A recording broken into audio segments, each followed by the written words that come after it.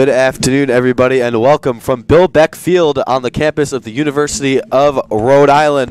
The Seahawks playing a non-traditional home game today at the University of Rhode Island, and they will host the Falcons of Fitchburg State. The Seahawks coming off a 7-1 victory last Friday afternoon down in Hoboken, New Jersey. The team traveled a couple hours to start their season at the Stevens Institute.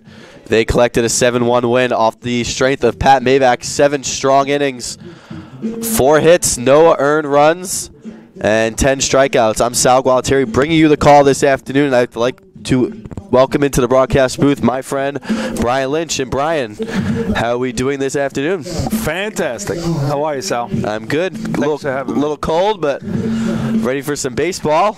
Beautiful day here at URI.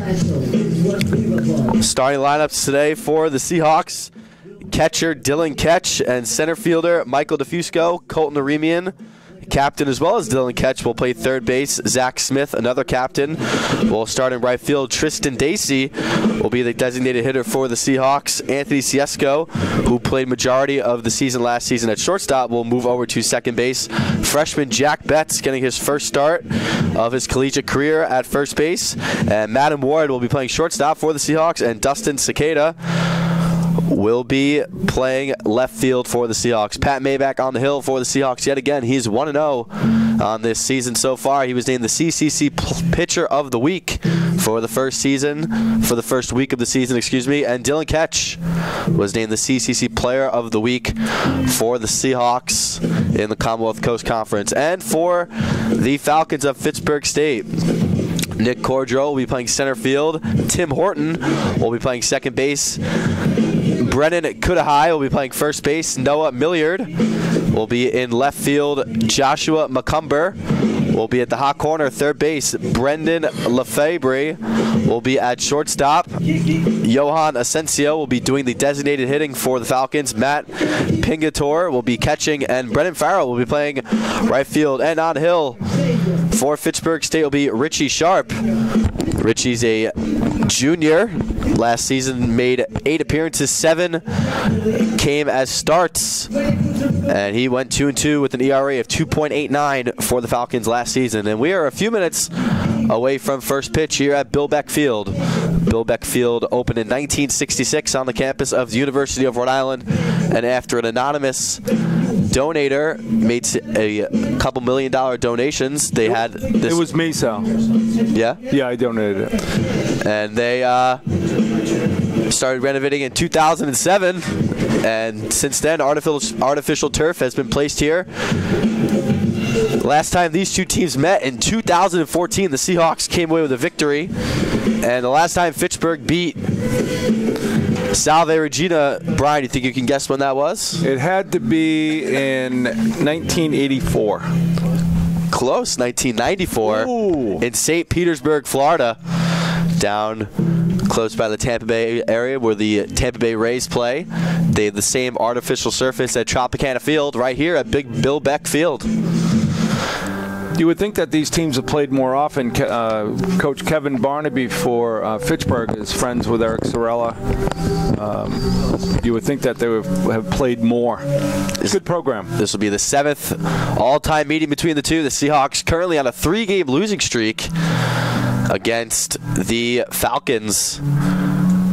And the Seahawks seeking their first 2-0 start since 2014, and in their first game, the 7-1 victory. That was the most runs they've scored in an opening day game since 2014, when they lost 15-14 to Bridgewater down at Vero Beach in Florida. Yeah, we all know what happened last Friday. Salve got on quickly and just put the pressure all on Stevens Institute. It looked like Stevens knew exactly what was going to happen with the running game. There was nothing they could do about it, and Salve basically manufactured most of those runs. And you don't know if Stevens, is that the team that they are, or were they looking forward to Sunday's matchup against Rowan, which Rowan put a beating on them.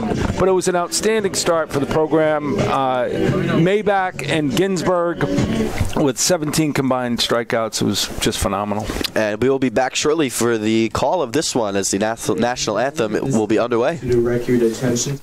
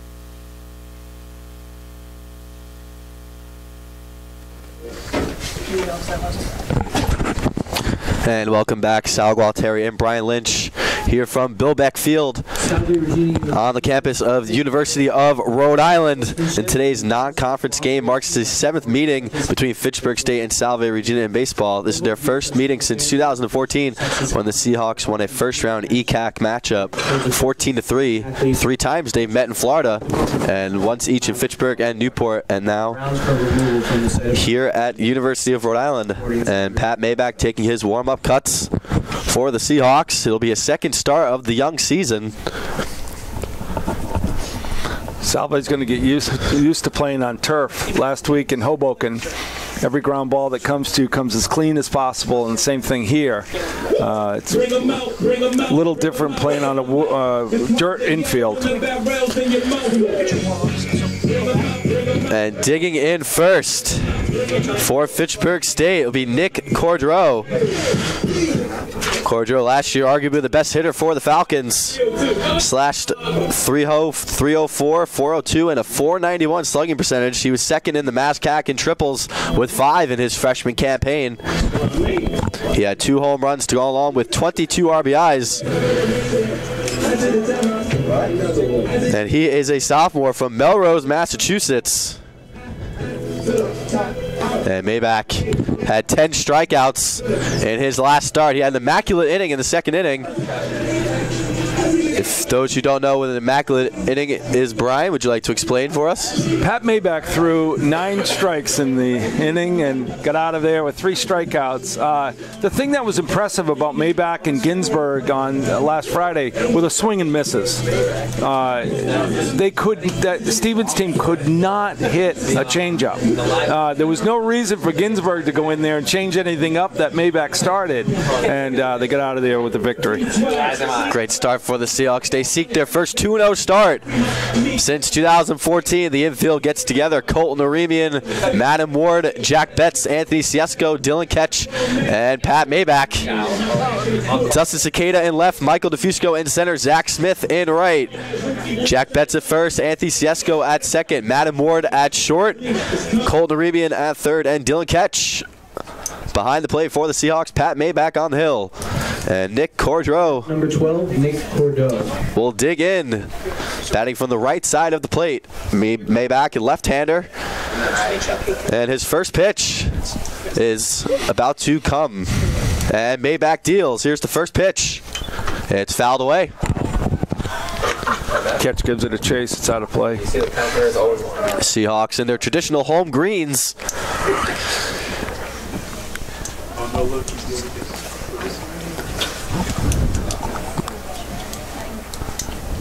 Straight up defense for the Seahawks. This is Cordreau's first at bat of the afternoon. Here's the pitch from Maybach. Breaking ball in there for a strike. It's quickly 0-2. Nice pitch.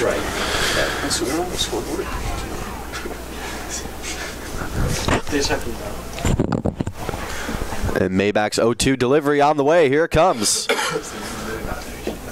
It's in there. Strike 3 called. Great. Yeah, Cordreau thought he could made a check swing, but Renato rang him up. Maybach picking up right where he left off.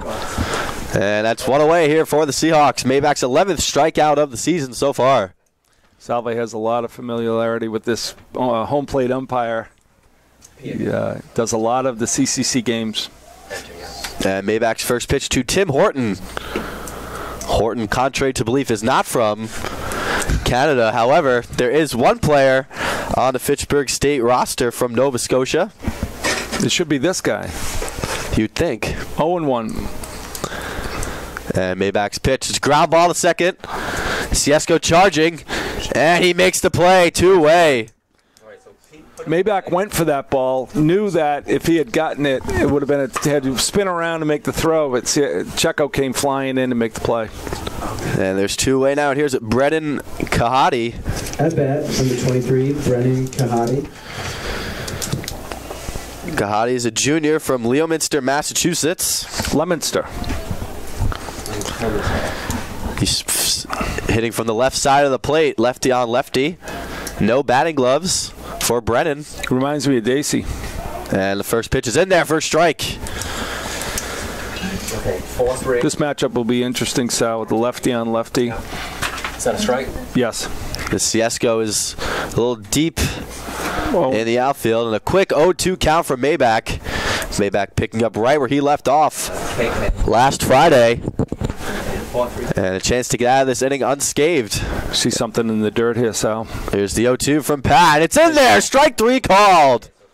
2 strikeouts from Maybach in a 1-2-3 inning for Pat. And coming up for the Seahawks, it'll be Dylan Ketch, Michael DeFusco, and Colton Aremian. And we'll be back for that call.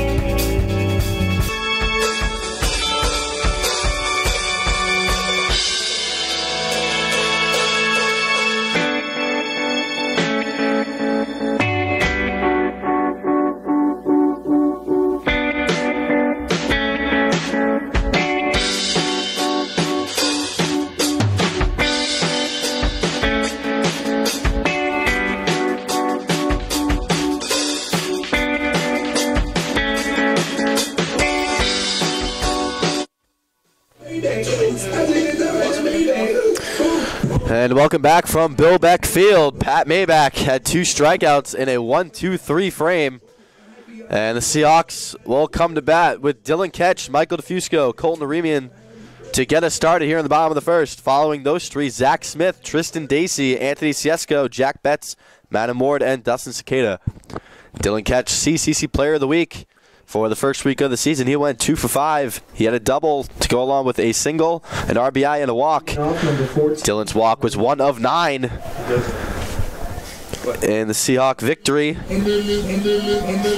Ketch did an outstanding job catching last Friday. He didn't get tested on the run game, but as far as a receiver, and you couldn't tell his blocking ability last week in the turf. Everything just bounces right to him, but did a great job on his first time catching. As Ketch swings and misses on the first pitch. Looked like ball 1, but Ketch is excited. From Richie Sharp. Richie's he's a junior, excuse me. And Ketch grounds 1 to third. And here's the play over to first in time. 5-3.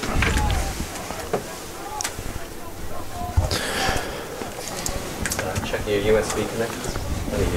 And here comes Michael DeFusco. Sal, you can see early on that Maybach moves quickly. It looks like Sharp operates quickly. Hopefully we'll get out of here in an hour and a half with a victory. Let's hope.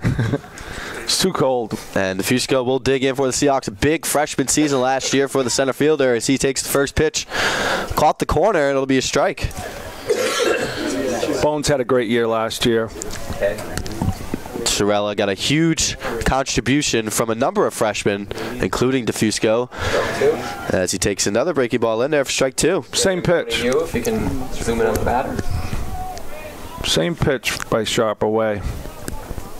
Bones is ready 0-2. And DeFusco waits for it. Here's the 0-2 pitch. He fouls it back. Bones did a great job last year in center field, solidifying that spot that opened up last year. Won it preseason and closed it out the end of the year. Did a great job for his freshman campaign. Won the job from Brody Santilli, who graduated as he grounds it to first. And here is Kahati, and he will go himself. And they're quickly 2 away. And here comes Colton Aremian. That's going to be 3U. At bat number 2, Colton. Aremian went 1 for 4 on Friday, but he had the Seahawks' first home run of the season. And he drove in two runs with that home run and drove in a run with a walk. So Aremian leads the team in RBIs. He also had 2 walks in the victory on Friday. Nice to see Colton, who had labrum surgery in the fall after summer in St. Joe, Missouri, tore his labrum and got it fixed, and it's great to see him opening day. Here's the 0-1 pitch to Colton. And that pitch is high. It'll be ball one. Is that the first ball of the day?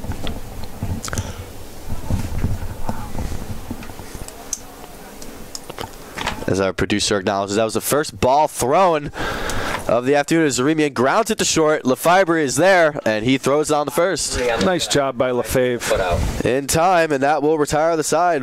1, 2, 3 innings for both. And we'll be back for the second inning.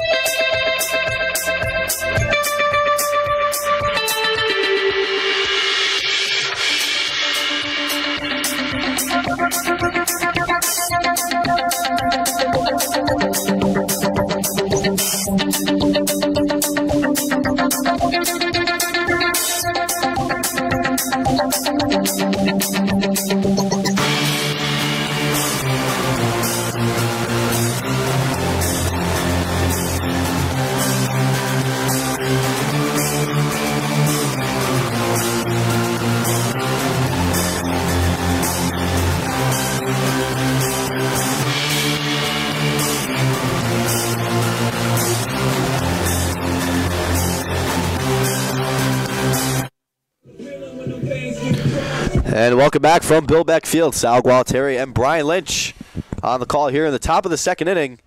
Pat Maybach had 2 strikeouts. Number 15, Noah Milliard. And Noah Milliard will dig in. So what are you expecting in there? Who's writing in the paper? Milliard led Fitchburg last season in batting average, batting .324. To check off boxes for strikes and balls. Up to 3-2. And Maybach, another lefty-lefty matchup here, Brian. Foul. And the first pitch from Maybach. It's in there, strike one. If Maybach gets that call today on lefties, it's going to be a quick day for Fitchburg. Pitcher has for their pitch count. Nice pitch. Right now, total of 8 pitches. And Maybach deals. Breaking ball foul towards the Fitchburg dugout. Looks like number 12, Nicholas Cordeau, got hit in the leg there. He seems to be okay. Anyway, Maybach's quickly ahead 0-2. Fences in the dugouts only go waist high. Old school traditional dugouts. And here comes the 0-2 delivery from Maybach. And it's in the dirt. 1-2. This is the Seahawks' last game before they travel to Florida for spring break. They'll be playing 8 games in 6 days, 2 doubleheaders. And Maybach's pitch again in the dirt. 2-2. Music.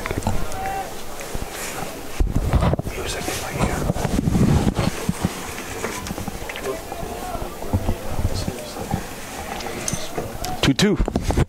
And Maybach deals, and it's in there. Nice. Strike 3. Nice pitch by Maybach. Tried to go down and away to Milliard. Came back with the fastball. Yeah. And that's Pat Maybach's 3rd strikeout of the afternoon. He's faced 4 batters. And Brian, reminiscent of last Friday for the Seahawks. You're exactly right, Sal. Quick work. Jenny, going to you. So here's Josh McCumber. Josh is a junior from Berkeley, Massachusetts. McCumber playing 3rd base for the Falcons as he fouls it behind him. And Brian, I think the key for Maybach is just staying consistent with these first pitch strikes. He's done a great job with every batter he's seen so far. Only thrown 2 balls through the first 4 batters. You're exactly right, Sal. And Maybach, second pitch, a ground ball through the hole, right side, base hit for McCumber, and that's the first hit of the afternoon for either side. Nice piece of hitting there. All right. So Didn't try to do anything crazy, just went with it. Right field. Maybach made his pitch. Brandon Lefebvre. So here is Lefebvre. Brendan coming in. He's a junior from Leominster, Massachusetts. And he'll show up on first base on yours.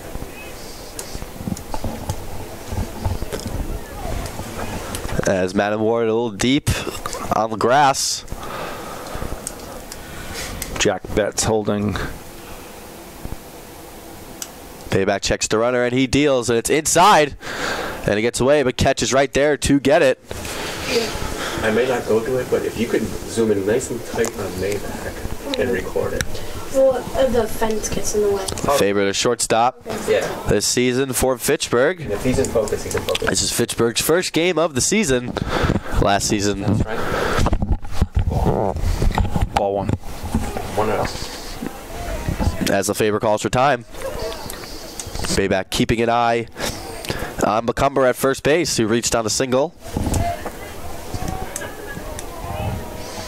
Cloudy day here at the University of Rhode Island. And Maybach will check the run over at first. And it was close. Great move by Pat. Maycumber leaning the other way. The one thing that's missing today that's always at this field is tremendous wind. Yeah. And both teams are lucky that the wind isn't going today. And Maybach will deal. It's in there. The wind here can be brutal. There's nothing to hold it back, as you can see. It's a former cow pasture. Trees in dead center field and towards a little drifted towards right center and left center, but it doesn't get much farther than that. There's a lot of room here. Here's the 1-1 from Maybach, and it's low. It's ball 2. Just missed. 2-1. Maycumber shortened his lead a step. Betts continuing to hold at first, making his first collegiate start for the Seahawks. Here's the 2-1 from Maybach, and it's inside. He almost got Lefebvre, and he is behind 3-1.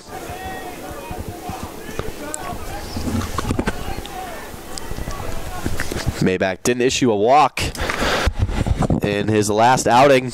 7 scoreless innings in the win over the Stevens Institute in Hoboken, New Jersey. Here's the 3-1 from Maybach. It's cut on and missed.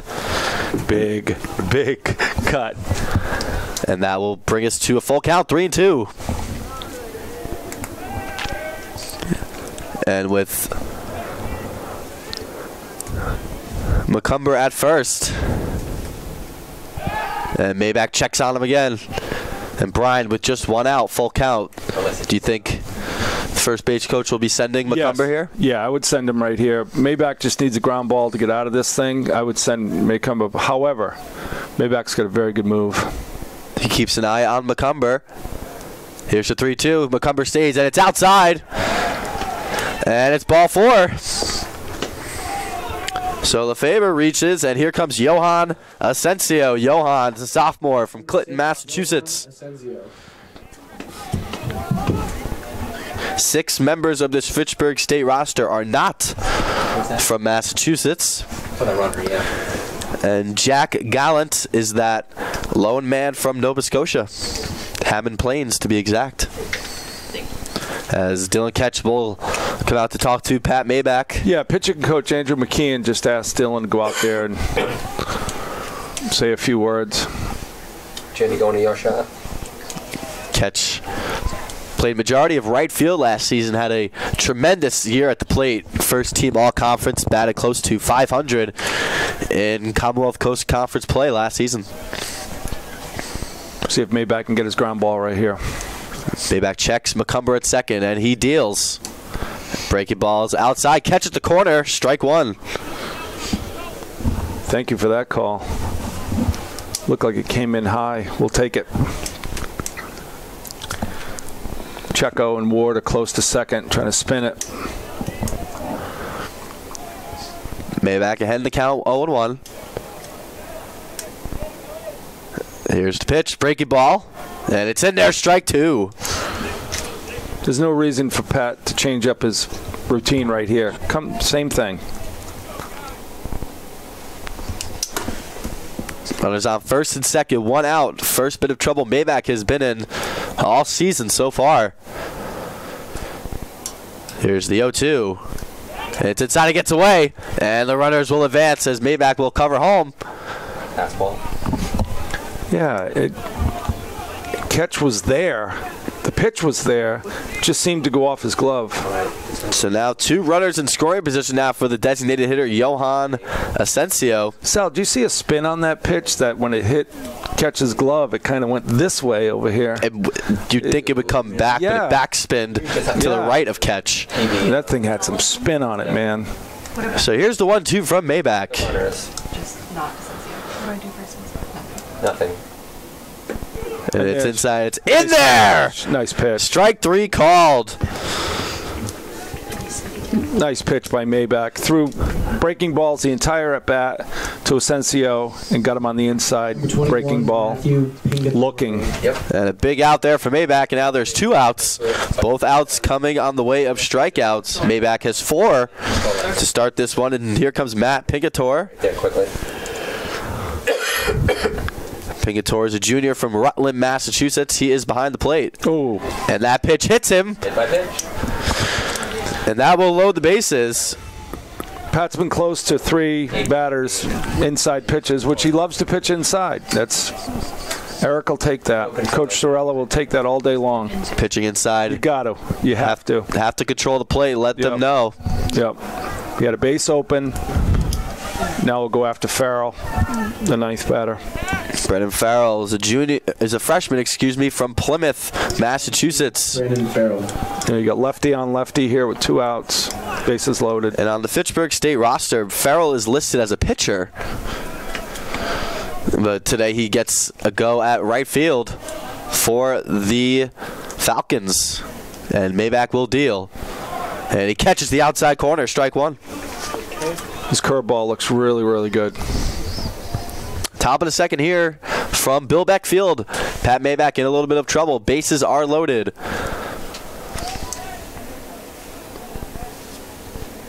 And that breaking ball right over the plate, strike 2. Same pitch, Sal.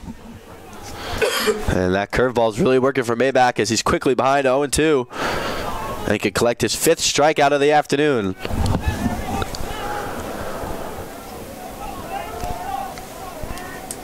Here's the 0-2 from Maybach. And it's low. It's ball 1. Same curveball, just low. Pingator at first. Lefebvre at second. And McCumber at third base. Maybach ahead in the count 1-2. Trying to escape some early trouble here. Here's the 1-2 from Pat. And it's outside. Ball 2.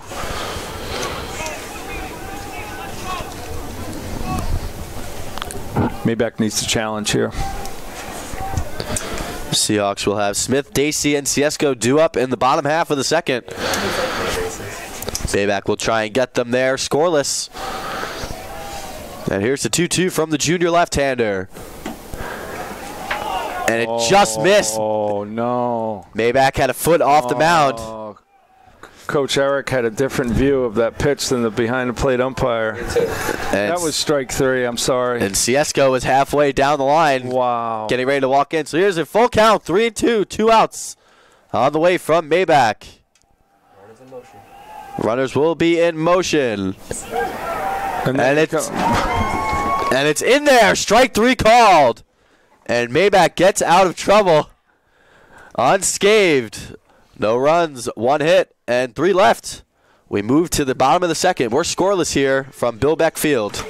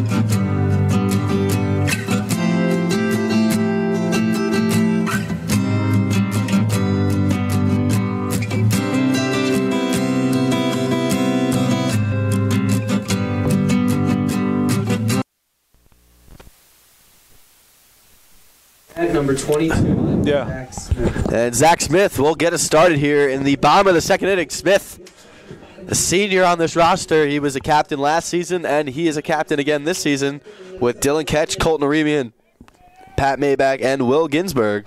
Smith was a captain sophomore year, too. And Zach takes the first pitch outside, ball one. Smitty had a fantastic year last year. Team leader, clutch hitter, solid in right field, has a gun for an arm. Had a bum knee. There's a strike, 1-1. Smitty had a bum knee in Florida last year. It really took him away. A couple of times he had base hits, should have been doubles, but he couldn't run. And then he would not ask out of the lineup because of his heart. 2-1, and then finally got healthy and had a terrific year. Spent the summer in St. Joe playing for the Mustangs and had a phenomenal summer for the St. Joe Mustangs in the Mink League. There's a strike, 2-2, capped off by an inside the park home run that was caught on video and still camera. Had an exciting summer.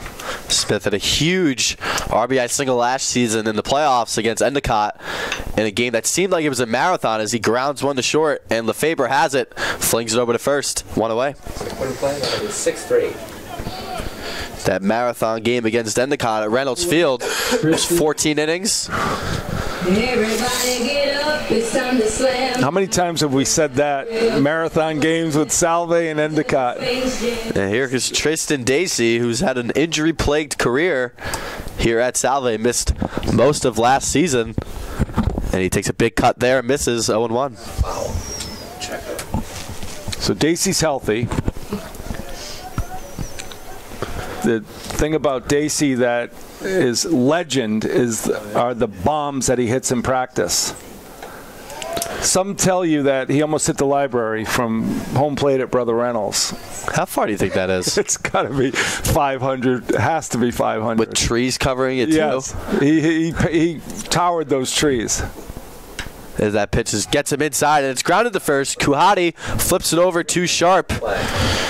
And they're quickly 2 away. 5 up, 5 down for Richie Sharp. And here comes Anthony Siesko, who had a huge freshman season last year. Was the starting shortstop last season for the Seahawks. Moving over to second base this season. Yeah, Checo had a very good freshman year. Won the starting shortstop job, kept it, hit, ball one. Consistently hit all year. My favorite Checo at bat was the bomb he hit at Endicott up in the rocks. The ball took about 1.3 seconds to leave the field. As he cuts on and misses, 1-1. His teammates went crazy that day at that at bat because you don't think of Checo and a bomb at Endicott. Siesko, one of a few freshmen who had huge impacts on this Seahawk roster last year, including DeFusco, Cicada, and Michael Matthews. You know, players around the region know Coach Eric Sorella. When you're a freshman at Salve, you have a chance to play. As that pitch is low, 2-1. Quite often, there's no sitting and waiting at Salve. Sorella, a business-only coach, will play his 9 best, as he calls it. Sharp wanted that. Thought it was an inside strike. Sharp moving at a quick pace here. 5 up, 5 down for Sharp. Jack Betts waiting on deck. Ball 3-2. It's 3-2 now to Siesko. And he swings and misses, strike 3, and that will retire the side. First strikeout of the afternoon for Sharp. 6 up, 6 down for Richie. And top of the order will be coming up for Fitchburg. We'll step aside and be back for the call of the 3rd inning.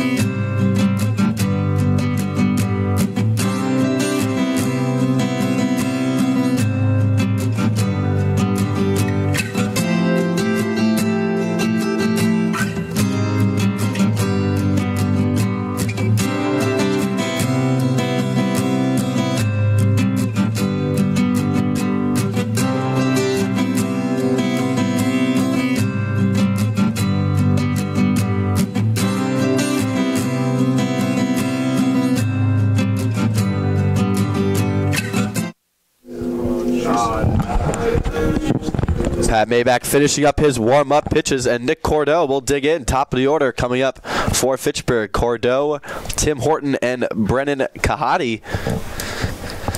Cordeau started the afternoon with a strikeout looking. Maybach with 5 strikeouts. 3 of which were looking in this one.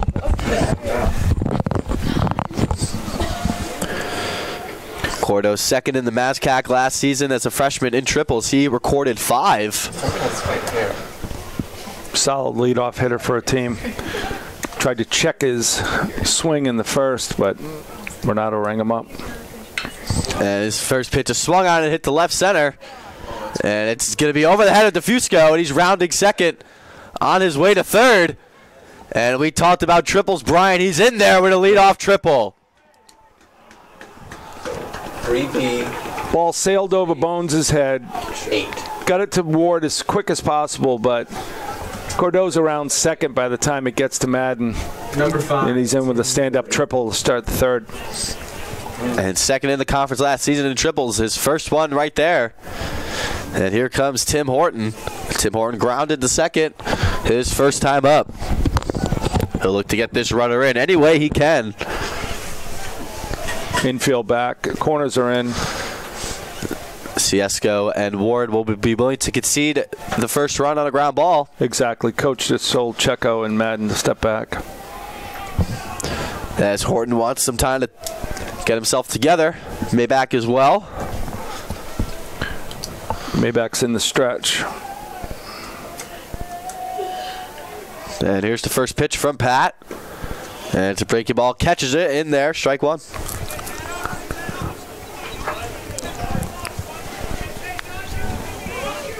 Maybach, a junior from Saunderstown, Rhode Island, making his second start in as many games for the Seahawks, with a week in between both games. As that ball's whooped over the head of Betts in the right field for a base hit, and that'll be the first run of the afternoon. Ball just bounced over Betts' head. Even if he was in regular position, he wouldn't have been able to get that. And Cordeau comes in with the first run of the game.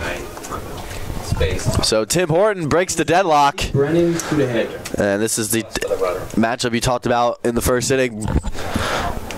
Brian, lefty on lefty, the 3-hitter Brendan Kahati. Maybach toyed with him in the first with breaking balls. And here's the first pitch from Maybach. Breaking ball, fouled. Kahati taking a huge cut.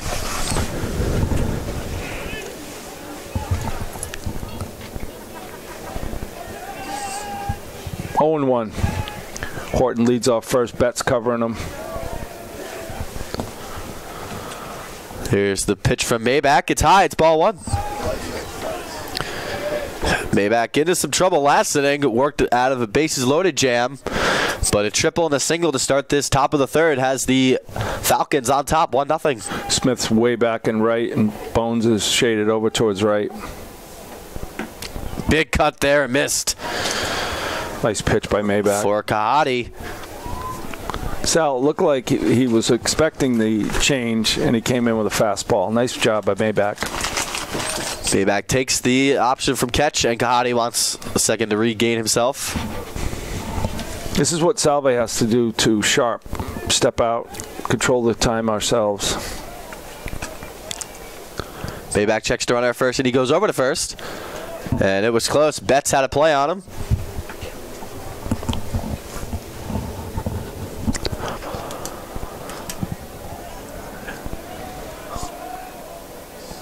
Maybach from the stretch. Here is the 0-2 pitch.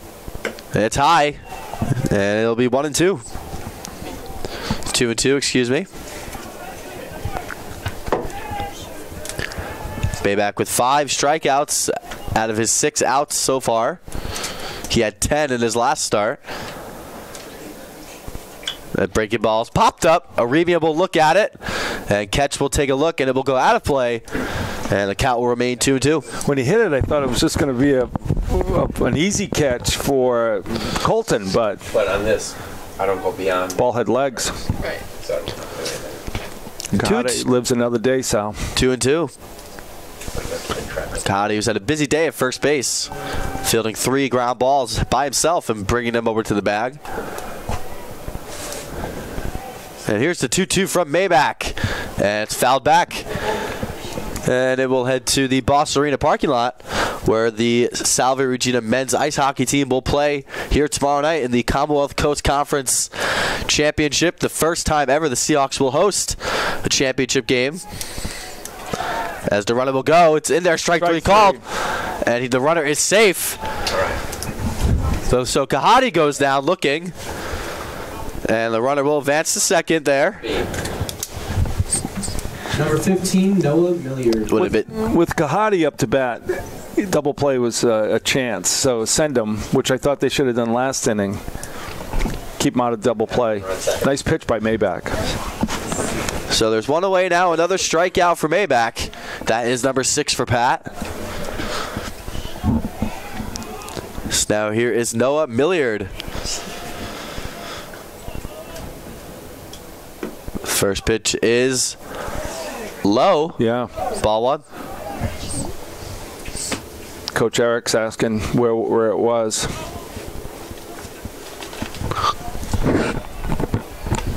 If that's a strike in the first, it should be a strike in the third. There's no reason to change your strike zone throughout the game. It seems like the home plate umpire has. Milliard struck out in the first.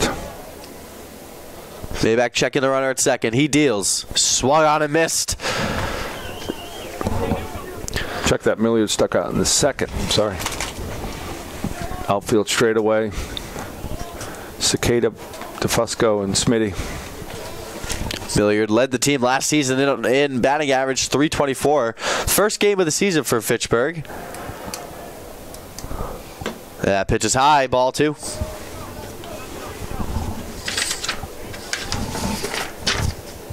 Seahawks don't play until a week from today. They'll be traveling to Florida this Thursday, and they'll be playing Ohio Northern on March 8th.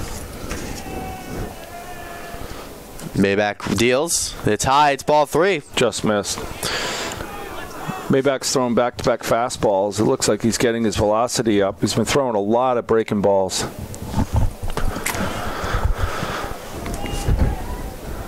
Maybach from the stretch. He'll reset.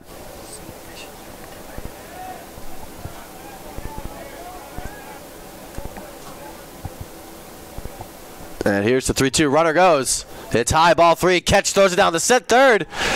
And he's safe. And the runner will go to first as well. So runners at the corners now. And an SB for the runner. The throw was there. Just Horton made it in. Nice throw by Catch. You could tell from where we were, Brian. He was in there first. Josh. Nice throw. So that's the second stolen base of the inning. Big jump, though. Huge. And Maybach will have some company at home at the mound. First-year pitching coach Andrew McKeon will come out. As there seems to be some action in the Seahawk bullpen as well. Yeah, it's early in the season. There's a lot of baseball to be played. A lot of games. Pat Maybach still has to throw for the Seahawks. The Seahawks trailing 1-0 here and in danger of falling behind even further. 1 out. First and third. Coach Eric's called timeout to ask the home plate umpire question. Our coach goes out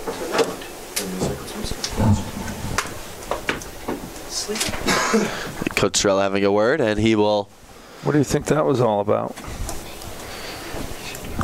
Possibly strike zone issues. Yeah. But he didn't seem to lose his. He didn't seem to lose his cool. He's asking what he had for lunch. Tuna. All right, Maybach's a ground ball away. See if he can get it. Horton at third. Milliard at first. 1 out. Seahawks trailing 1-0 here in the top of the third. Breaking ball in there. Strike 1. Nice pitch.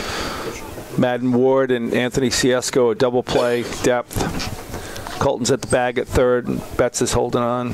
McCumber had the first hit of the afternoon. Hit a ground ball through that hole on the right side, which is available yet again for McCumber. And he takes a big cut and misses. And he's behind quickly, 0-2.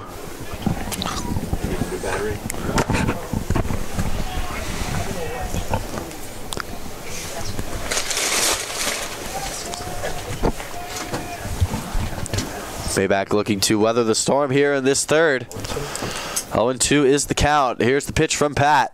Swung on and missed, strike 3. They don't have to throw down. Nope. And the ball's in the dirt, and Ketch threw down to first, even though he didn't have to, as there's a runner at first already, but there's an out there for Maybach. Another strikeout for Pat. I think Ketch thought that Milliard was off first more than he was. So that's 7 strikeouts for Maybach through 2 2/3 innings. And here comes Brendan LaFarber. LaFarber walked in his last at-bat, which set up that bases-loaded jam that Maybach was able to get out of.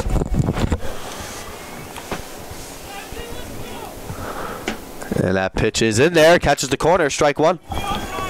Here's a batter that Maybach was pitching inside to, almost hit LaFave a couple of times. Be huge for Pat to get out of this inning with just the 1 run let up. Absolutely so. Here's the 0-1 from the left-hander. It's inside, ball 1.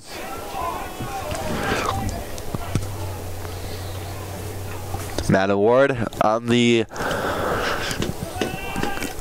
almost in the outfield at short.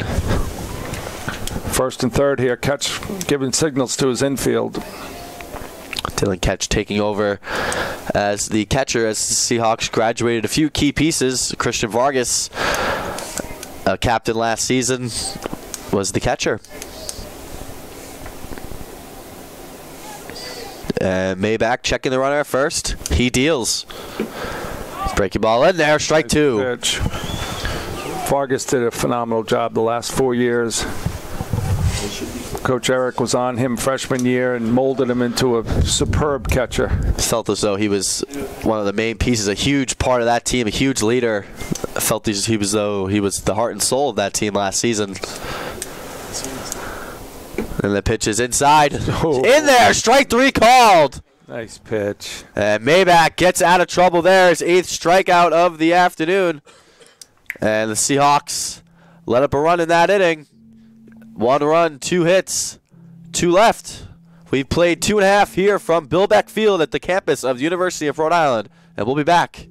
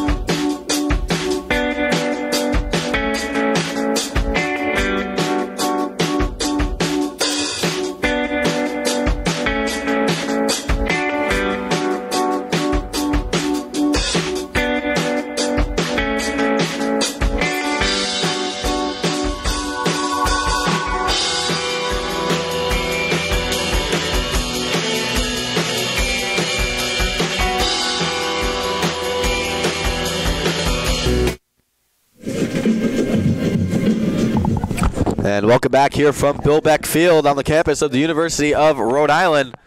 Jack Betts, no relation to Mookie, steps in for the Seahawks. Jack's a freshman playing first base for the Seahawks. He's had 2 career at-bats.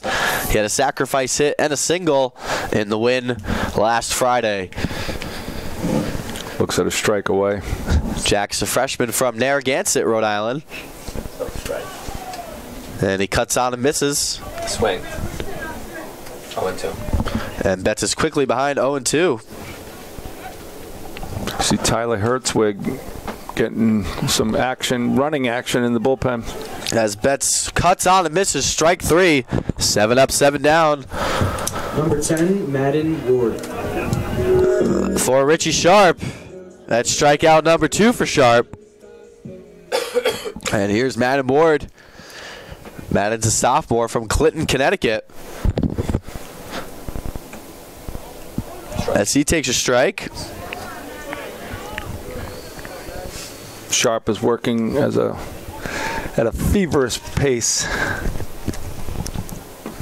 As he throws another pitch right over the plate in there, strike 2. Not a lot of magic to him, just bringing it. Just throwing strikes. Right. Ward quickly behind 0-2. And he lifts it to right center field. And it's caught by Codreau. And there's 2 away. So here's Anthony Siesko. When he first hit it, I thought it was going to go over second. It looked like it was going to drift towards right center. Shopping at the gap. Cicada did a fantastic job last year, filling in certain situations and certain spots, pinch running, clutch hitting. Very good freshman year. See, it's down to left field line, but it's drifting foul. Cicada started 20 of the Seahawks' last 24 games, including all the playoff games. He played left field for the Seahawks during that playoff run, which saw them lose to Western New England in the championship game at Reynolds Field. You know, Coach Eric is laying down the foundation here with his... And there's a base hit to left field. Nice hit by Cicada. Cicada rounding first, but he'll stop it first. And the first hit of the day for the Seahawks belongs to Dustin Cicada. And they'll have the top of the order coming up for Dylan Ketch. Yeah, the ball got caught in the turf, if you can believe that. But Milliard was right on the line, so he kept him at first. Cicada took a big turn. It looked like he was gonna. Yeah. He was gonna go. So Coach Eric is laying down the foundation with his young team with the speed of Checo, Madden Ward, Cicada. These kids can fly. So here's Dylan Ketch, CCC Player of the Week last week.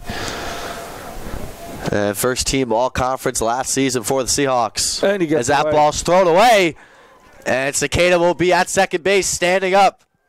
Thought about cutting to third. Possibly could have made it, but decided to be safe. Cicada's going to pick up Eric. He's turning around looking at the ball, and that's what Eric's telling him right now. Pick me up. And Eric was telling him to come. Yeah. There was no way he was going to throw him out at third. It's just a natural thing that you turn around to look at the ball when Coach Eric is right there.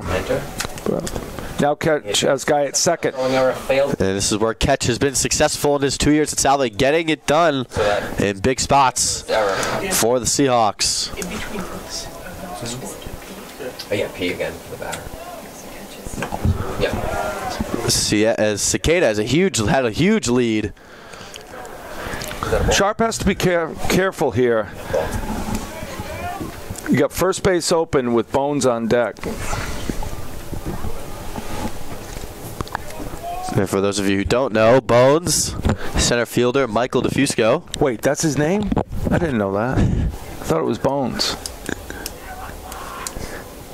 As that pitch is outside, and it's 2-0 to Ketch.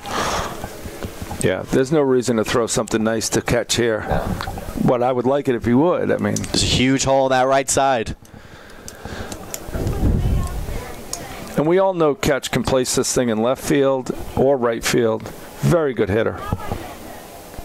Such a great hitter. So fun to watch. Always dirty.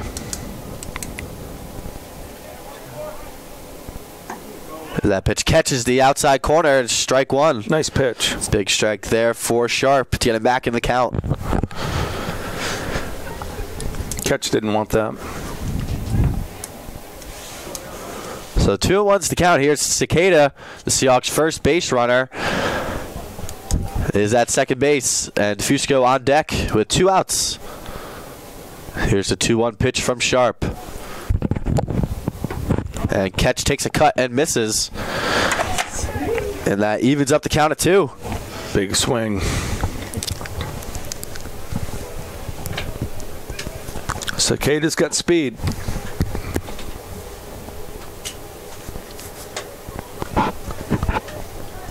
Two. Cicada at second for the Seahawks. Here's the 2-2 from Sharp. And Catch pokes it foul. Nice job by Catch. Fusco on deck, and if he's able to get aboard as well, it'll be Aremian behind him. We just watched. Seahawks had 8 stolen bases in their win last week. 9 attempts. Here's the 2-2 pitch from Sharp to Dylan Ketch. And Ketch battled it and fouled it off. I think if Catch wasn't up, you'd see Cicada trying for third, but there's no reason. You have arguably your best hitter at the plate. See if he can come through with 2 outs. Yeah.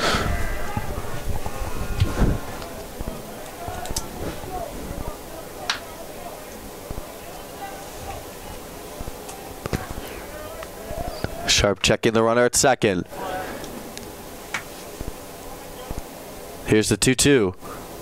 And it's grounded by Catch, just misses, and it's foul down the left field line. That's what I was talking about with Catch. He stayed on that ball as long as he could and poked it down to third base.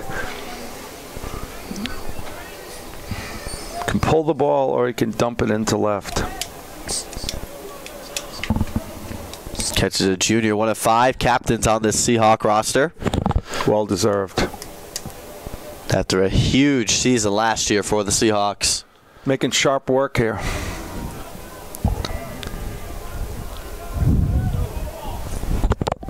Here is the 2-2 from Sharp on the way. And Catch pops it up. LeFebre has it on the grass, and he makes the play to retire the side. No runs, 1 hit, 1 left. We've played three here at Bill Beck Field, and we'll be back for the rest of the game.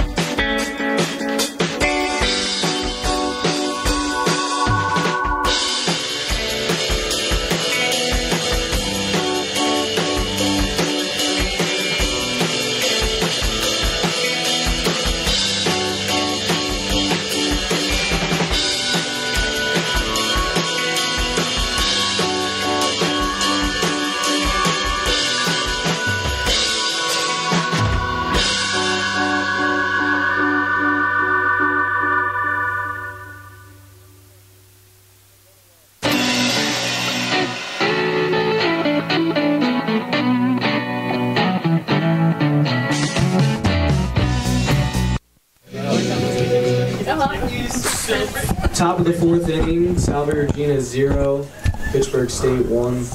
At bat number 6, Johan Asensio. And we're back from Bill Beck Field. Johan Asensio. He struck out looking at his first at-bat back in the second inning, as he takes a big cut and misses. Yeah, Maybach did a nice job with him the first time up.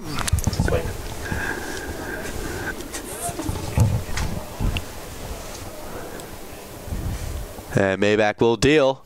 That's a ground ball to short. Ward is right there. Flings it over to first. 6-3. And he's safe. Bro pulled him off the bag.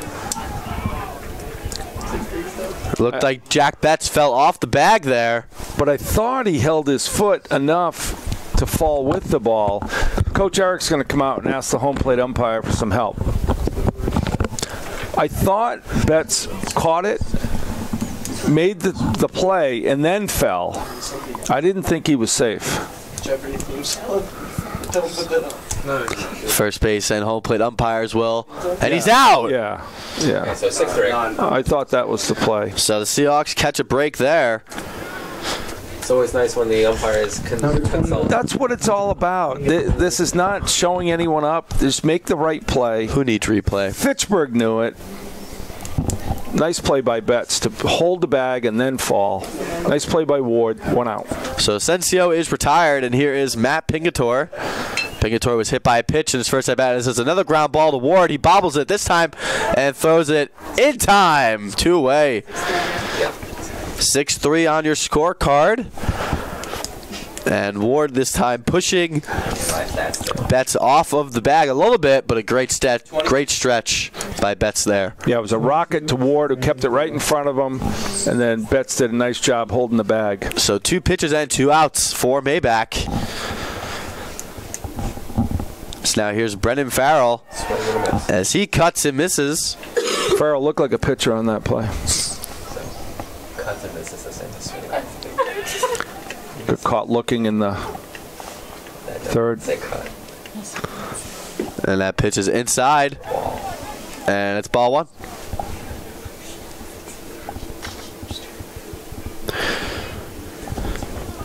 Due up for the Seahawks, DeFusco, Aremian, and Smith here in the bottom of the 4th. As that pitch is in there, strike 2. Nice pitch. Fastball in the outside corner. There's not much Farrell can do with that.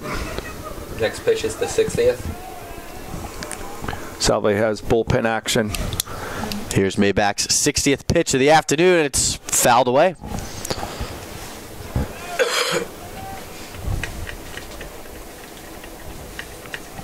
Trying to see who that is down in the bullpen. Too many hoods, too many hats, too many. So we're all wearing the same green Salve Regina baseball sweatshirt. It's somebody down there, I know that. As that pitch is high, ball 2.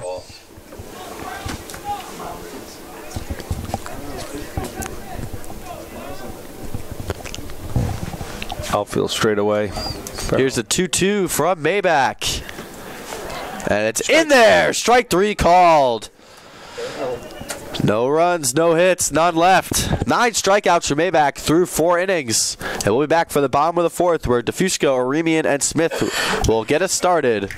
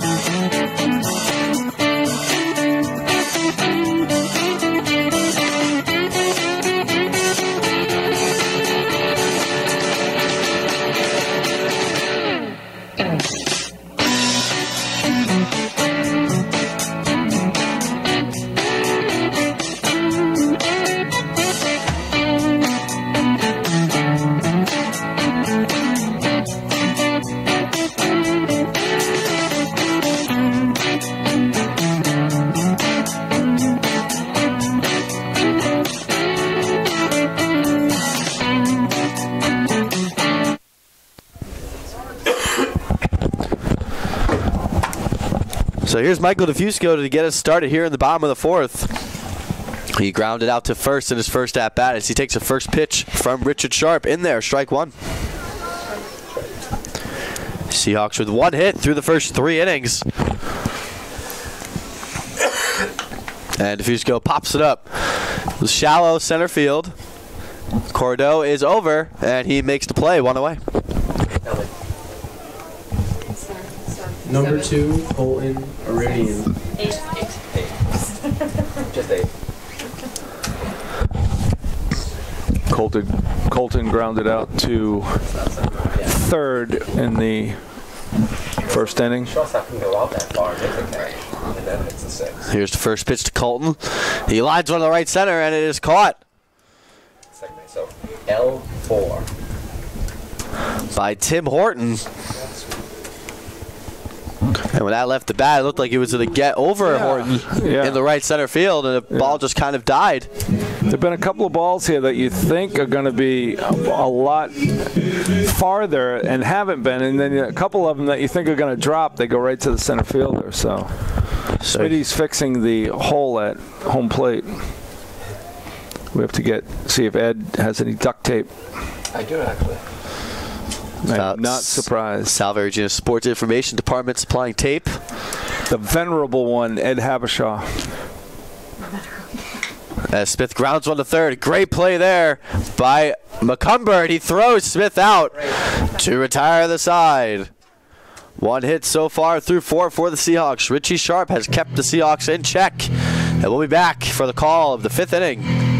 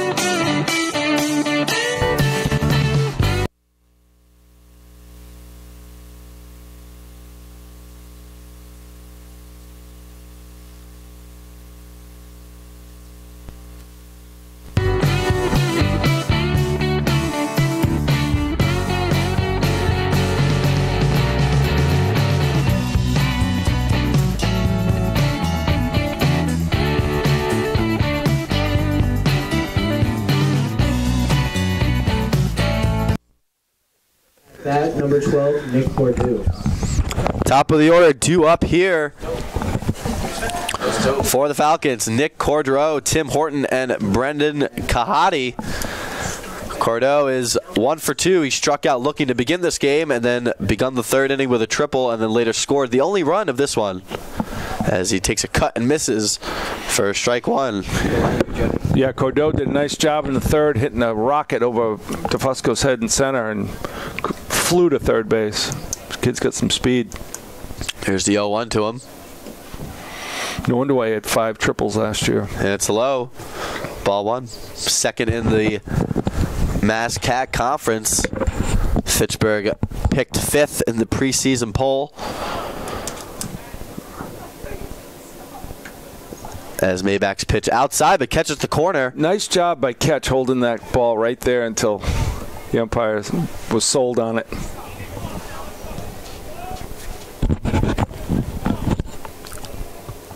Here is the 1-2 from Maybach.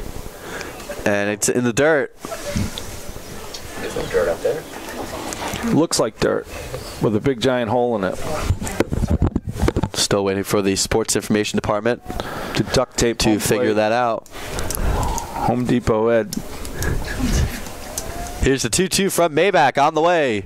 And it's in there. Strike 3. Another strikeout for Maybach. Nice pitch by Maybach. That's number 9. Breaking ball down for Pat. 19 on the season. So now here's Tim Horton. He's had a busy day, grounded out to second. He had a single, the lone RBI in this one as he lays down a bunt, and it goes foul. Betts was way back at first. But Maybach does a phenomenal job fielding his position. Very athletic. Big, tall, lanky kid. Horton looking to get on base. He had 2 stolen bases in the 3rd inning after his RBI single. That pitch is inside, ball 1. Yeah, Horton did a nice job punching that ball to right field to get Cordeaux in the 3rd. Here's the 1-1 from the junior left-hander Maybach. And it's outside, but he gets the corner. Strike 2. Very generous call there. Maybach has been using that outside corner all afternoon. I don't see Coach Eric complaining about that. That was no. I'll save his complaint. And that's strike 3. And Ketch will throw on the first. Double-digit strikeouts and back-to-back starts for Maybach to begin his 2019 campaign for the Seahawks. And there are 2 away. And here's Brennan Kahati, who has 2 strikeouts, swinging and looking. Number 23, Brennan Kahati. And Kahati will look to avoid being the 11th casualty of this afternoon for Fitchburg. Yeah, Maybach has fed this kid breaking balls, and then his last at bat he peppered in a few fastballs. That's how the out was officially. He starts out with a fastball, and it's strike 1. 2-3.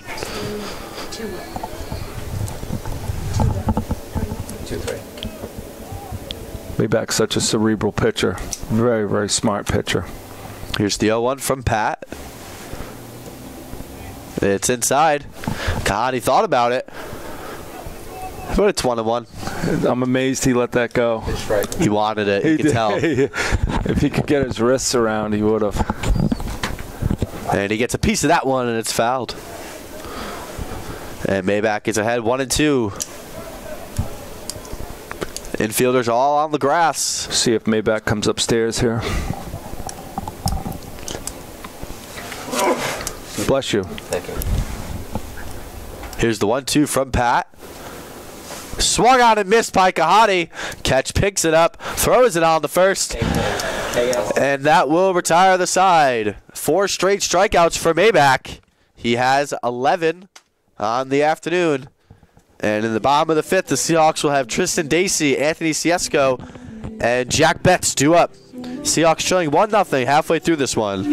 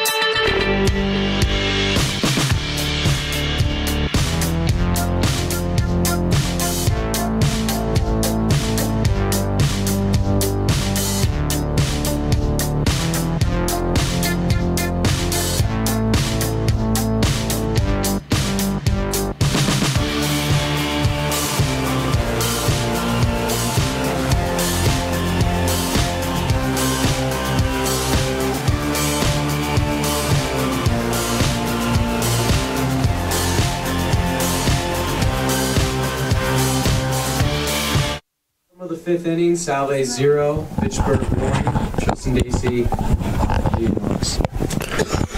So here's Tristan Dacey, his second at-bat of the afternoon. He grounded out to first his first time up. Looks at a ball low. Seahawks have mustered 1 hit against Richie Sharp. And Dacey looks at another ball. 2 breaking balls to Dacey. I'd love to see Sharp throw him a fastball. 2-0 is the count to Tristan. And he catches the outside corner. It's 2-1 now. Ciesco on deck, followed by Jack Betts. See if Dacey can get going here. And Dacey hits one, and it's caught. Nice play. Joshua McCumber extending his body there, making the diving catch. And there's one away. It's just been that day so far at the plate for the Seahawks. Terrific at bat for Dacey, even though he had the out. McCumber made an outstanding play. That ball was on the rope. So here's Anthony Ciesco. He struck out in his only at bat. Nice to see Dacey get that swing. And Ciesco taps it to short. To the pitcher, excuse me. And there's 2 away. 1-3.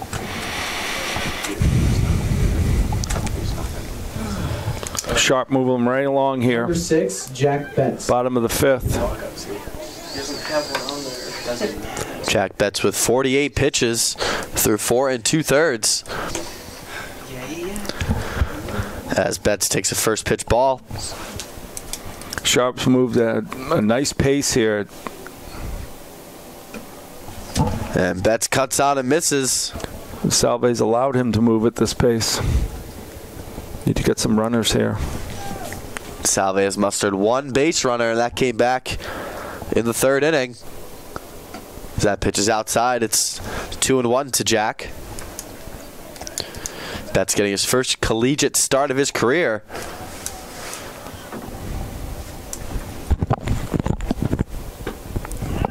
So that pitch is inside, but it catches the corner. And the count's even at 2. There's not much you can say about that pitch because he's been giving it both sides. Maybach's gotten it a half dozen times. Looks like a ball. So pitch is right back to Sharp. And another 1-2-3 inning for Sharp.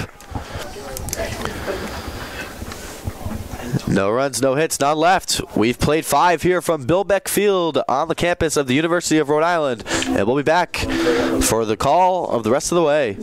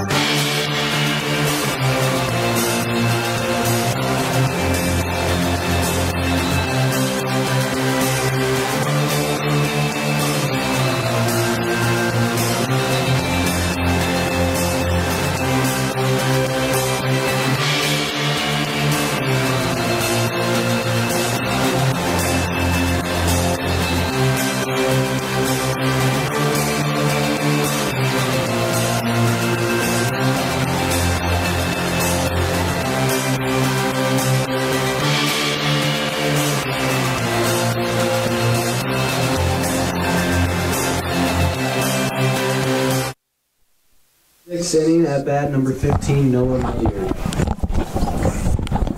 Noah Milliard will get us started here in the top of the 6th. Pat Maybach still on the hill for the Seahawks. He struck out the side in the last inning. He struck out 4 straight batters. And Noah Milliard, who's 0 for 1 with a walk, digs in. As that first pitch is hit down the right field line. It's going foul. Maybach at 76 pitches, 52 for strikes.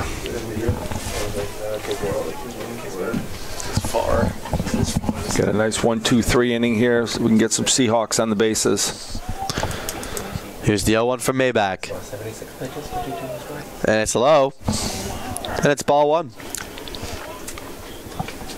Milliard, McCumber, and Lafarbe due up for Fitchburg. Fitchburg on top 1-0. Hits have come at a premium in this one. Salve with 1. and 3 for Fitchburg. 2-1. 2-1's the count here. To Milliard. Jenny, going to you. Struck out in a walk. Here's 2-1 for Maybach. And it's a ball. He's been giving that call all afternoon, but not on that one.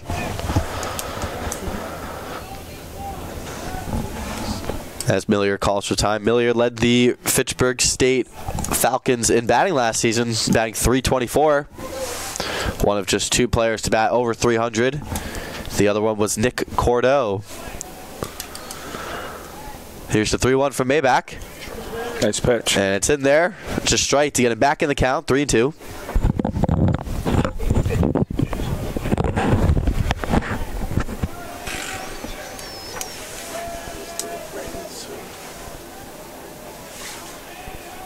Here's the 3-2. And it's fouled over the Fitchburg dugout and out of play. Both fans groups are bundled. See Scott Barlock and Eric Hertzwig, Eric Ginsberg all bundled up together. I like to see that. And here's the 3-2 from Maybach. And it's outside. It's ball 4. Pat was not happy with that pitch he made. Yeah. It's the third walk given up by Pat. Number 25. Brett Wilkes has moved down to the bullpen to get loose. Senior right-hander from New Jersey.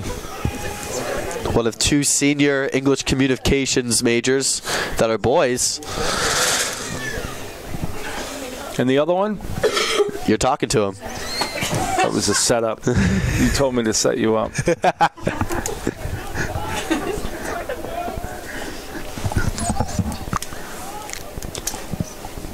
So Maybach's first pitch. It's fouled away.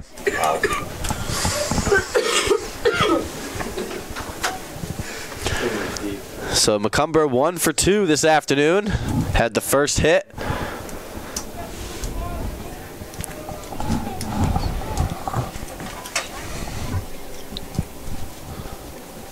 And that pitch is cut on and missed. So it's strike 1 there. Strike 2. Strike 2, excuse me.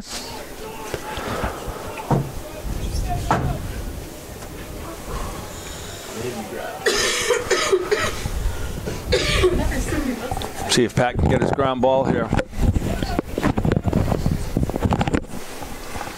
Here's the 1-2 from Maybach on the way. He checks the runner.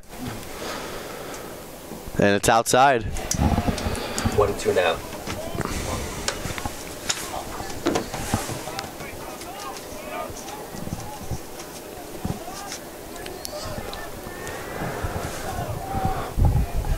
Both Maybach and Ketch keeping an eye on Millard.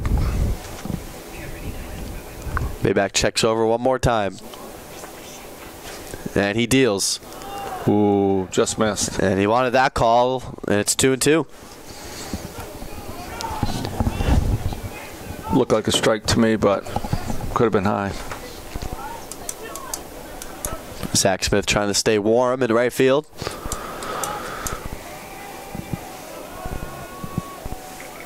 Here's the 2-2 from Maybach. Keeping an eye on the runner. Breaking ball fouled away. Nice job by Maycumber to stay alive there at the last second. Shoot it past the Salve dugout.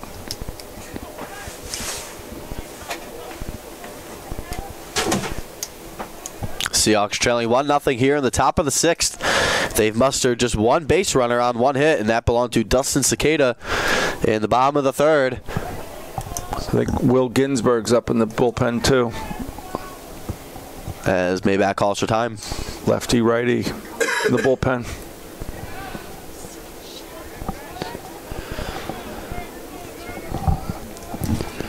Fitchburg has mustered 3 hits and 7 base runners. The 7th was Noah Milliard on the walk. On the at-bat before this as he gets a strike out there and he throws it over to first.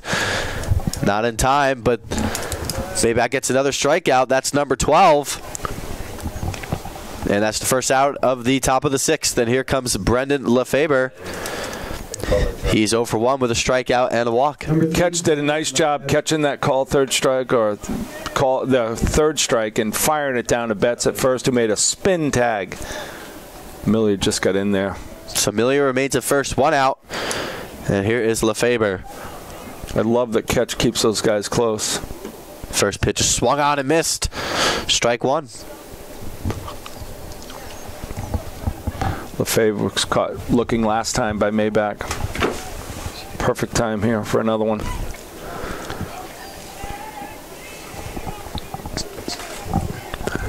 Here's the 0-1.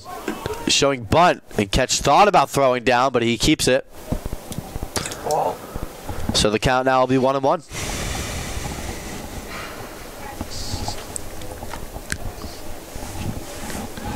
You would think that this is Maybach's last inning, so see if he can empty the tank here at 90 pitches.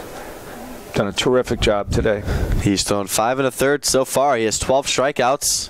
He's allowed just 3 hits.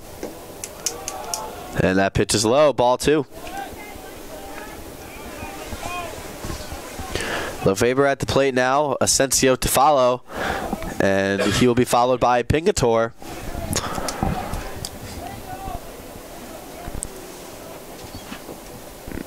Maybach keeping an eye on the runner at first. And the home plate umpire calls for time. Nice job for Lefebvre resetting. Lefebvre 0 for 1 in this one. Struck out looking, back in the third, walked in the second. And Maybach nice deals job. And takes a big cut and misses to even the count of 2. Nice pitch by Pat. Maybach looking for his 13th strikeout of the afternoon. Here's the 2-2 from the junior left-hander. And it's in there! Strike 3 called. You need to get a higher angle. 13th strikeout for Maybach in this one.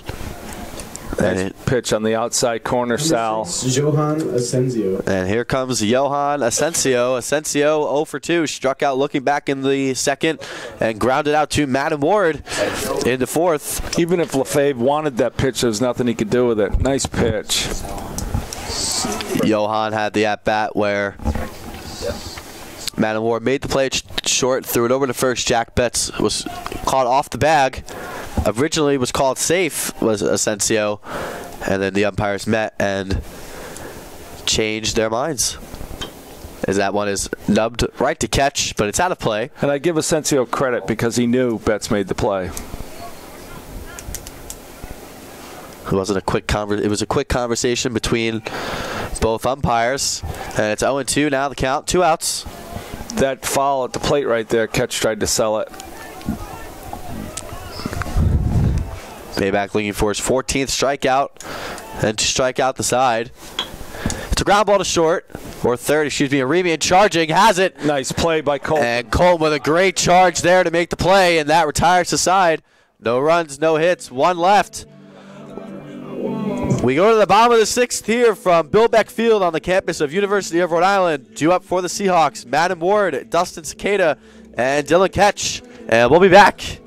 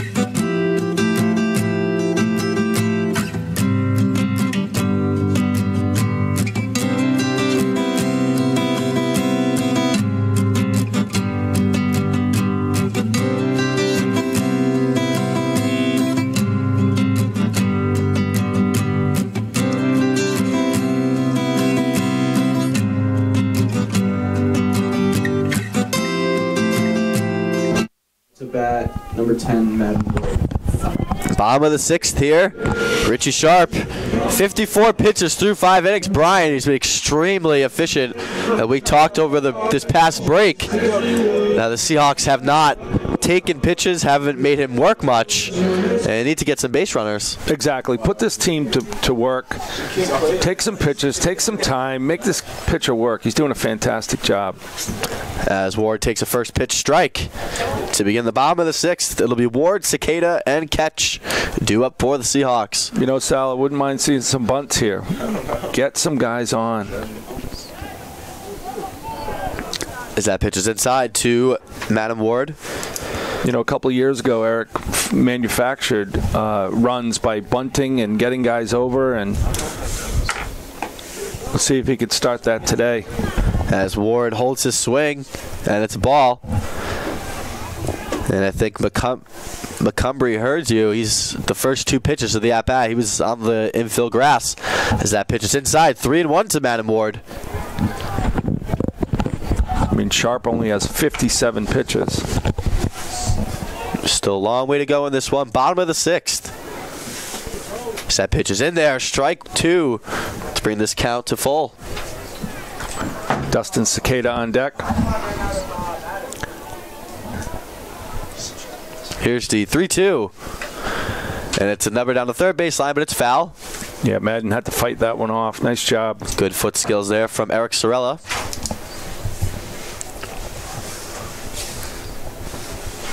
The youngest inductee into Salve Regina Athletics Hall of Fame. Oh, yeah. Slam dunk. Might be the best player that ever played at the school.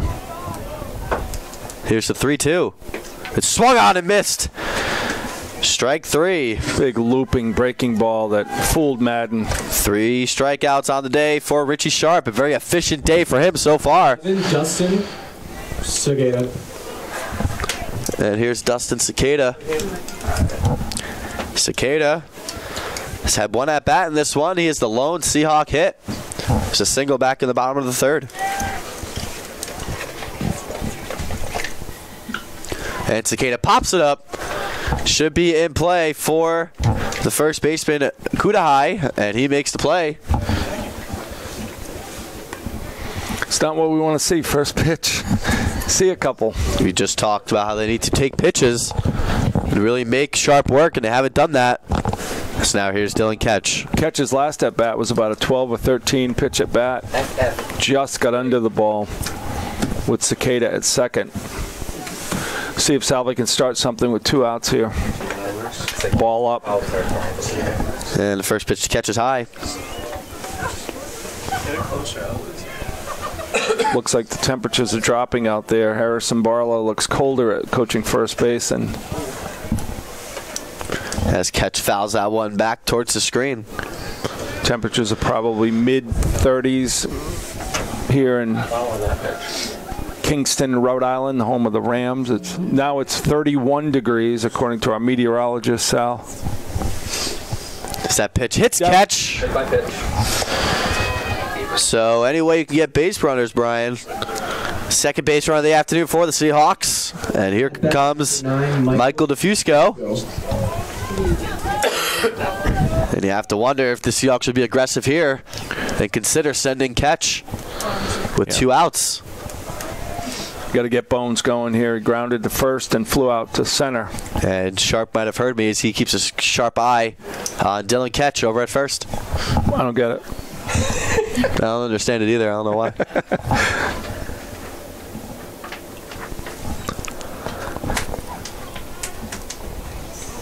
Here's the first pitch to DeFusco. Ketch with a decent lead at first.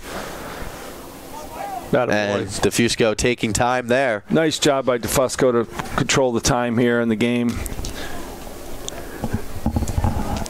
Bottom of the 6th inning here. Seahawks getting their second base runner of the afternoon. They have just 1 hit. Dylan Ketch was hit by a pitch. As Sharp checks over. I was just going to say, Coach Sorella doesn't care if there's 1 out, 2 outs, no outs. He's going to run when he's going to run. And I wouldn't be surprised if Ketch gets going here. The way he's standing at first. He has a decent lead. Very good base runner. As that pitch just misses. It's ball one. 2 innings ago, that was a strike, and now it's not. Bizarre. We'll take it. Just past 3:30 here on Friday, March 1st. As Fusco calls for time. Nice job. Slow this guy down. Make him work. Next year, this will be February 29th. As in 2020, this day will be February 29th, courtesy of Ed Habershaw. Mr. Calendar. As Fusco pops it up to shallow right field. Farrell is under it, and he makes the play to retire the side. So the Seahawks get 1 base runner, but they leave Dylan Ketch stranded. Nice. They've left 2 on base, and they have just 1 hit through 6 innings. Due up for the Falcons, Pingator, Farrell, and Cordeaux. We'll be back for the call of the 7th inning.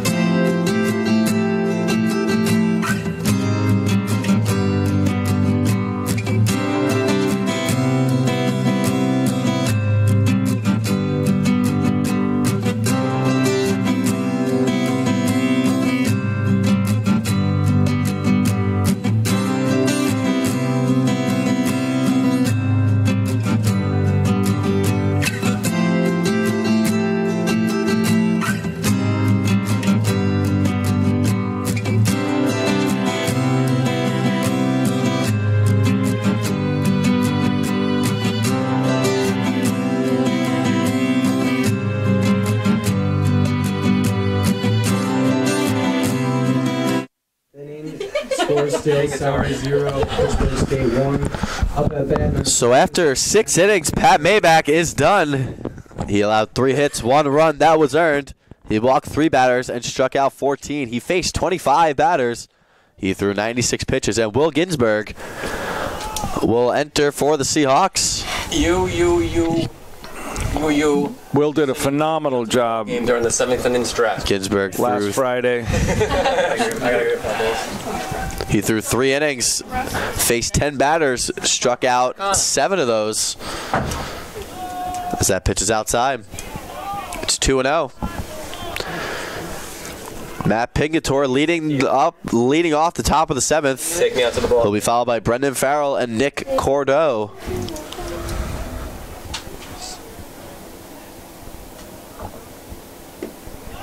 That pitch is inside, 3-0.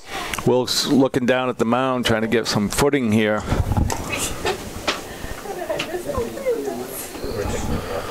Redshirt senior from Canton, Sharon area. That pitch is in there. Strike 1. 3-1 is the count to Pingator. He is 0 for 1. He was hit by Pat Maybach in the second, and he grounded out to Madam Ward as Pingator swings and misses. Big swing and a miss. They locked in there, Janet. I'm trying to get knocked at the window. There we go. And here's the 3-2 pitch from Pingator. Swung on and fouled. Looks like he got a piece of it. I thought it was a K. Ginsburg wanted that one. No? His dad Eric's here today. I don't know if his mom Betsy's here. If she's not, shout out to Betsy Ginsburg. Hi, Betsy. And that pitch is fouled away. Nice job by Purgator here. On the campus of University of Rhode Island at Bill Beck Field. Opened in 1966, the men's ice hockey team at Salve Regina will play host to Western New England tomorrow night. University of New England. The Nor'easters tomorrow night. Andrew Pizzelli and Ryan Costa on the call. B for ball. 22, Brandon Farrell. BB. Andrew Pizzelli is the GOAT when it comes to hockey. Announcing no one better. Assistant Sports Information Director at Salve Regina.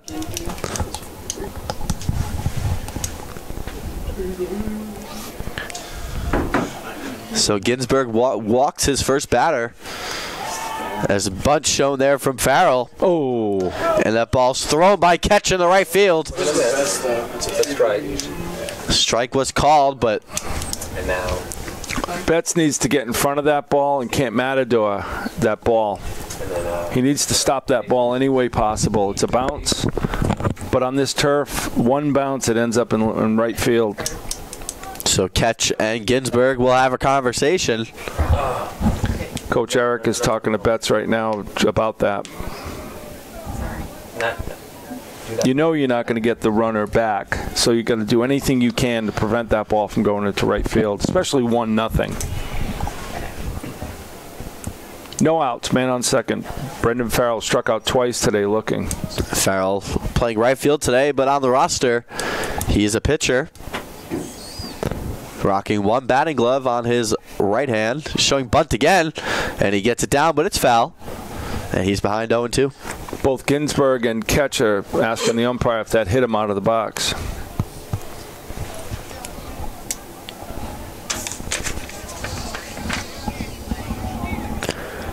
Farrell's a freshman from Plymouth, Mass.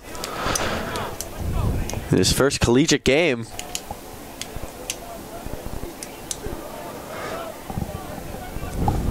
Cordeaux on deck. And here's the 0-2. Bluffs him back. You know, Sal, Farrell's got one job here. You got to get that guy to third any way you can. No outs, runner on second. 2 strikes. Here's the 0-2. And he muscles it foul. Nice curveball. Good job by Farrell there, staying alive in the at-bat. I agree with you, Sal. It was. That was phenomenal, him fighting that off. Lefty on lefty here. Runner on second is Matt Pingator after he walked and reached second on a wild throw by Dylan Ketch. Madden Ward trying to keep him close. He should be farther off. And Ginsburg strikes him out. Big out there for the Seahawks, and that's one away. Sombrero, right? Third strikeout today for Farrell. So here comes Nick Cordeaux. He struck out looking last time up. Cordeaux with 2 strikeouts, both looking. He also has a triple. The lone run scored in this one.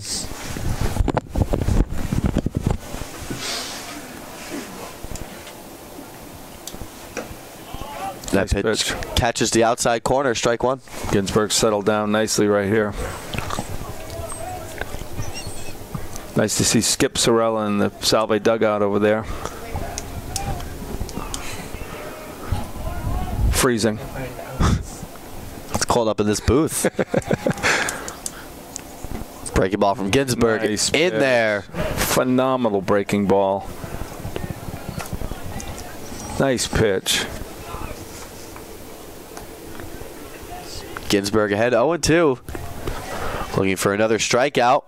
15 strikeouts between him and Maybach. Ginsburg with one of those, 15.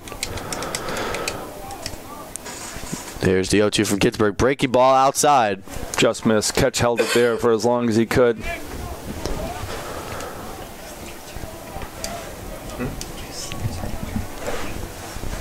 Outfield straight away for Cordeaux, who can fly, as we saw. Here's the 1-2 on the way. And it's grounded to the third. Aremian charges. And he throws it away, and a run will score.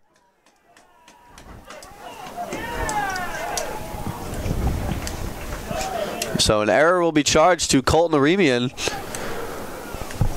The first error of the afternoon for the Seahawks. Second this inning. Catches throw down at first. Yep. Second of the game and second of the inning, excuse me. Right.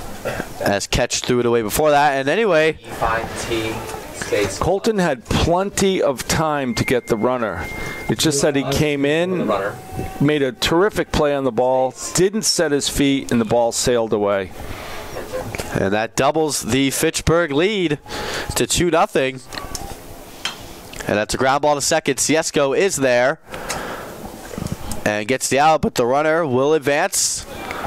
Cordeaux ends up at third. And there's two-way now here in the top of the seventh. Number 23, Brennan Cudahy. Left base thing on the base runner. So Tim Horton grounded out. And now here's Brennan Kahati. Kahati with 3 strikeouts in this game. He's had a tough day against the lefties, and he's going to face one more here. And then 0 in there. So here's Ginsburg. And it's inside. Looked like from Kahati's reaction, it almost hit him. Yeah. 4-3. First pitch. What's the count? 1-0. And the base runner got to third. So Ginsburg deals. That one is inside, but it catches the corner. Wow. And it's 1-1. Ginsburg gets that call. That's going to be great. he got it. Yes, 1-1. Will Ginsburg and Pat Maybach, the only 2 pitchers to throw for the Seahawks so far this season, as Kahati takes a big cut and misses. And he's behind 1-2.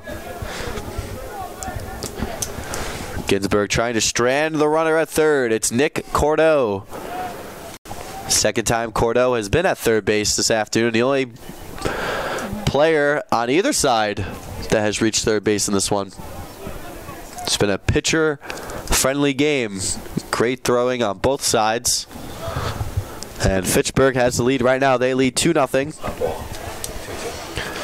The second run unearned to Will Ginsburg.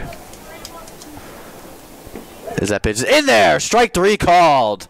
Another strikeout for the Seahawks staff. And that will retire the side.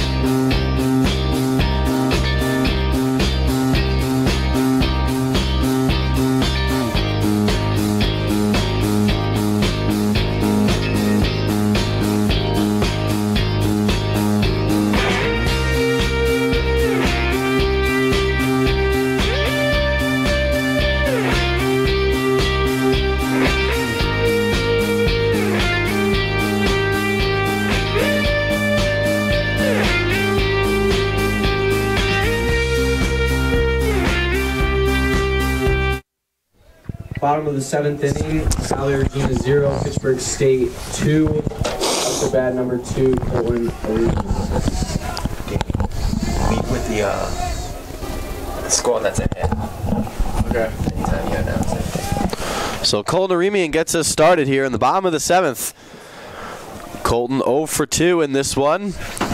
It'll be Colton Aremian, Zach Smith, and Tristan Dacey due up against Richie Sharp, who has been extremely sharp in this one, Brian. We keep going back to the well there. It's still worth it every time. It's that pitch inside, catches the corner, and it's 2-1 to Colton. So Sharp hasn't done anything superb today other than to work at a great pace, throw strikes as he just did there. To even the count at 2. And Salve hasn't done any favors for themselves either, swinging out first pitches or...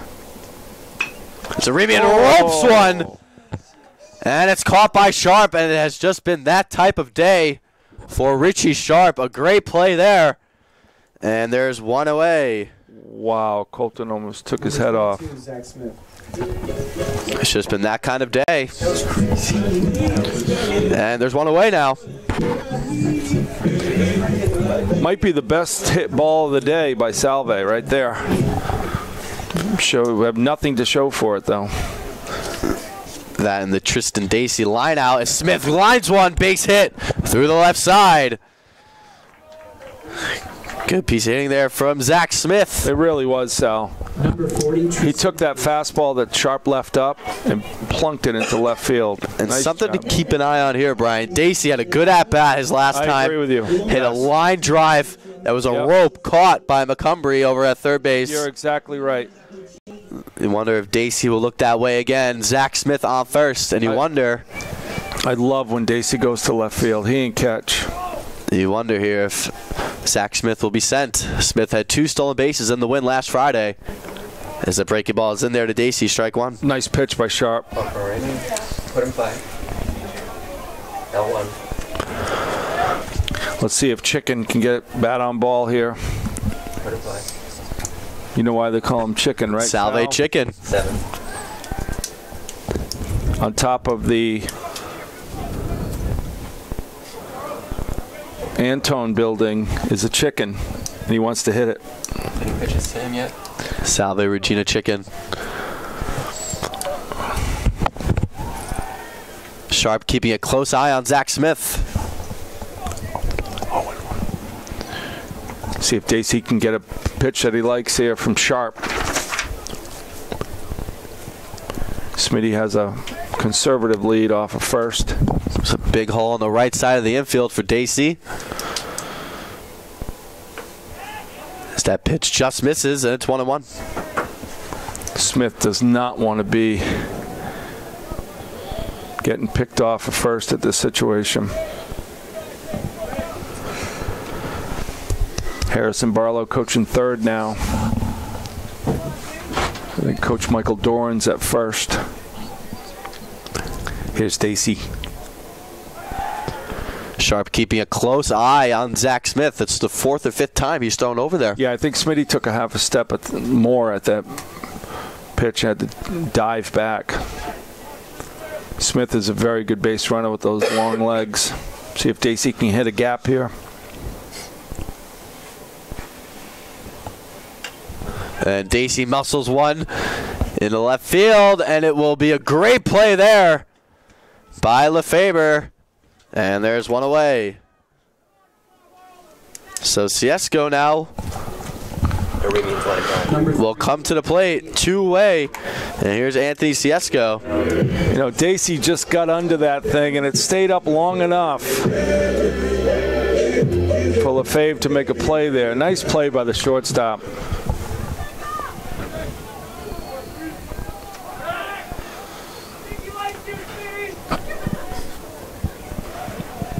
Sharp keeping Smith close at first. Ciesco 0 for 2. It's what you have to do to defend Salve on the base path.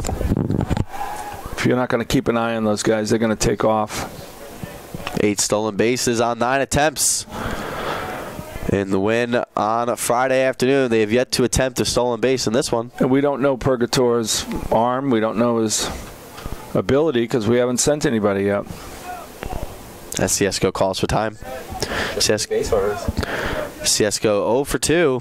Struck out in the second and grounded back to Richard Sharp, in the fifth. Bottom of the seventh here, Seahawks trailing 2-0. And Richie Sharp keeping a close eye.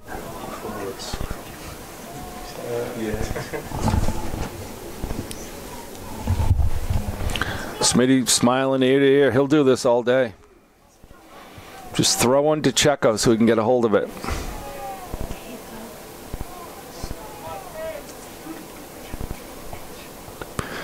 Pitch to Ciesco is in there for a strike.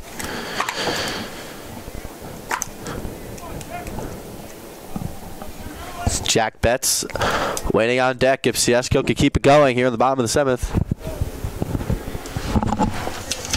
Check that Sean O'Malley on deck.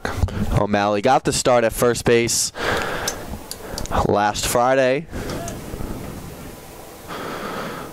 As Ciesco pokes it foul behind him, and he's behind 0-2. O'Malley and Cudahy for Fitchburg State can exchange wardrobes. Same number. Same build as well. Very similar. Ciesco behind 0-2.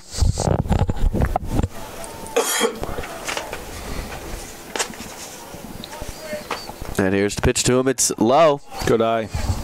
Nice job by Checo. That was tempting.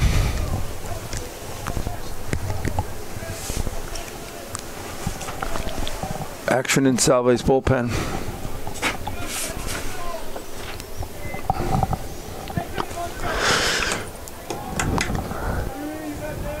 Here's the 1-2 to Ciesco on the way, and it's swung on and missed. Strike 3 called.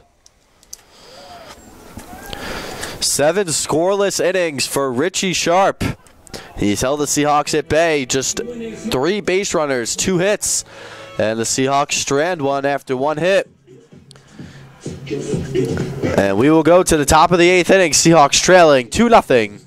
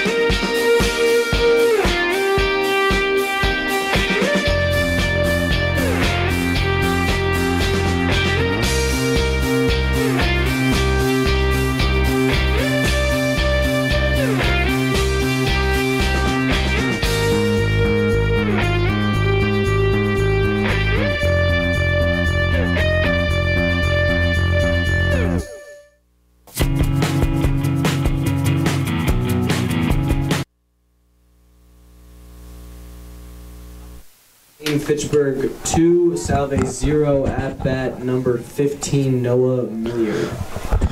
Top of the 8th inning here from Bill Beck Field on the campus of University of Rhode Island. Sal Gualtieri and Brian Lynch on the call here. Top of the 8th, Noah Milliard. He's reached base twice as he pokes one foul. He's walked twice and struck out. Has yet to put a ball in play. Will Ginsburg in a second inning of work for the Seahawks.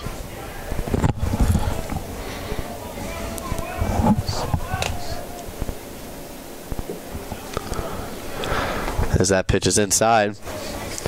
You know, obviously the goal here for Ginsburg, keep it at 2-0. You got 6 more outs. Make them count. Seahawks will have Betts, Ward, and Cicada, but Betts was going to be replaced by O'Malley if Ciesco was able to keep that inning alive.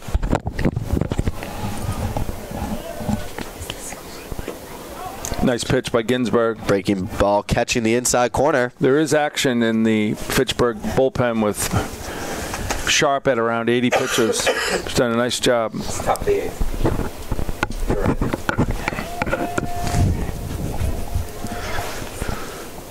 That pitch in the dirt.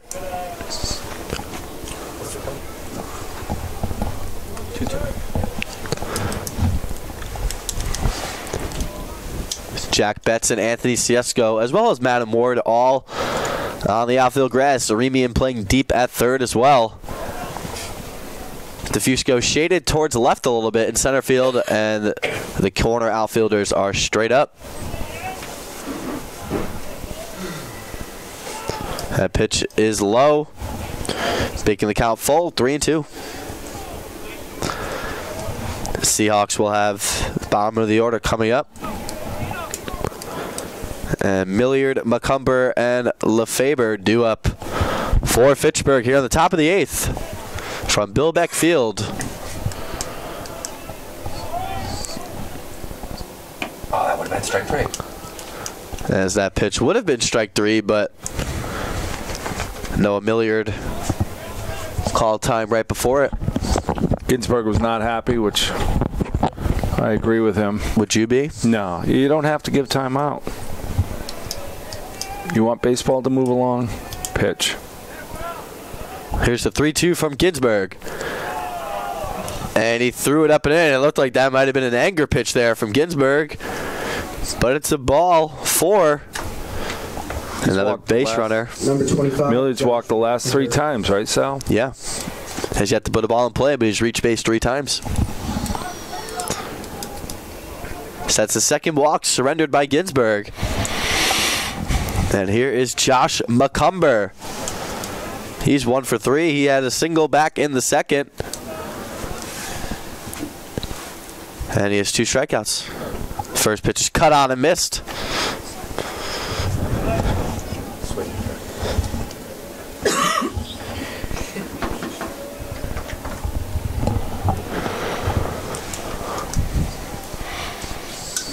Struck out the last 2 times. Let's see if Ginsburg can help him here. Big cut there, and he misses McCumber.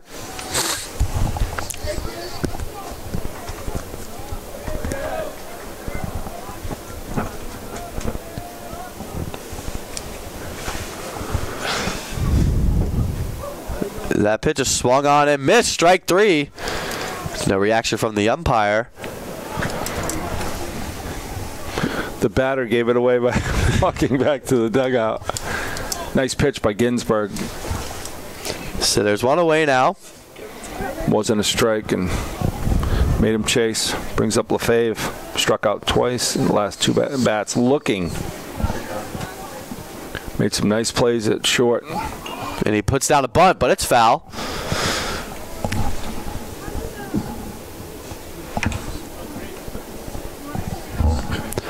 Johan Asensio due up next. He's 0 for 3. Faber 0 for 2.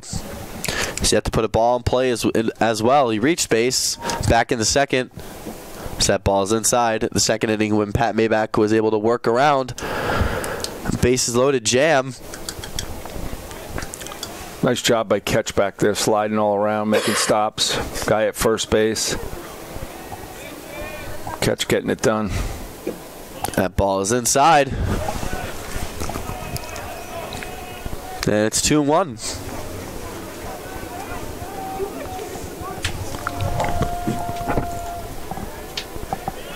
Some action in the Seahawk bullpen. Here's the 2-1 from Ginsburg. Swung on and missed. Nice pitch. Strike 2.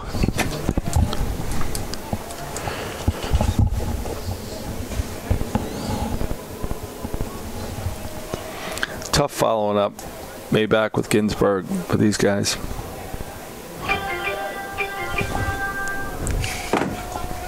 Here's the 2-2. And it's in there. Strike 3 called. Third strikeout looking for Lefebvre. And there's 2 away.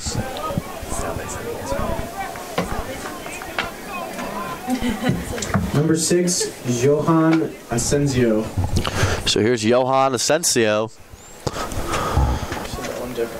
Noah Milliard leads off first. Ginsburg keeps an eye on him. Asensio 0 for 3. As he went around, it's strike 1. You know the Fitchburg coach wants that third run. He can't be comfortable 2-0. The team like Salve, able to score in so many ways. Exactly. Set pitch is low, ball 1.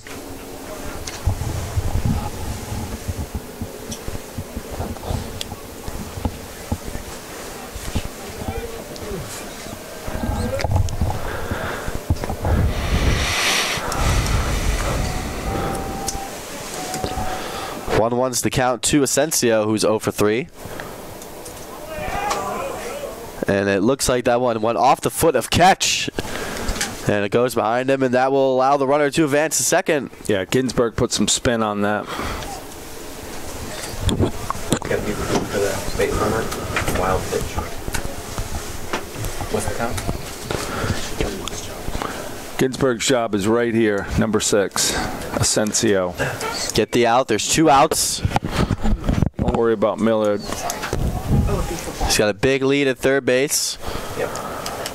Ciesco keeping an eye on him, and Ginsburg will reset. Checo keeping him close at second.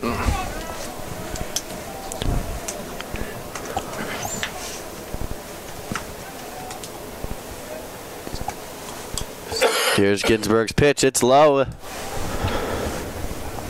And it'll be 3-1 now to Asensio.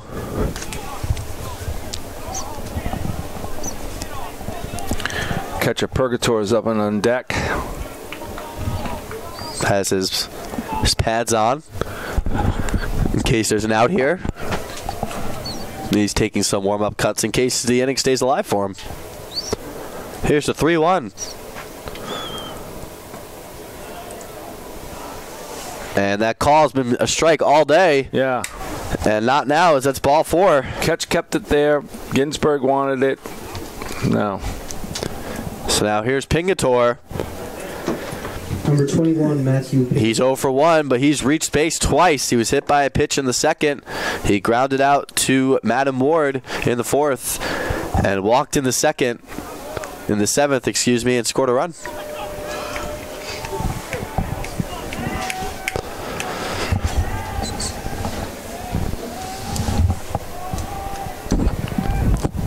Here's Ginsburg's first pitch. It's outside. It's ball 1. Brendan Farrell on deck. If Pingator can keep this inning alive. Yeah, Salve has somebody warm in the bullpen. They need it.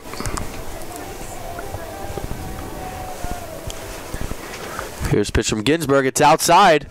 And Dylan Ketch tells him to calm down. It's 2-0.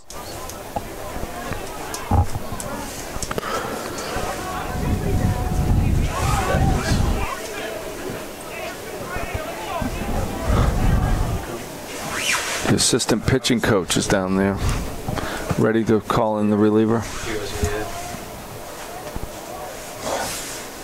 And Ginsburg steps off. Nice job by Will. Reset.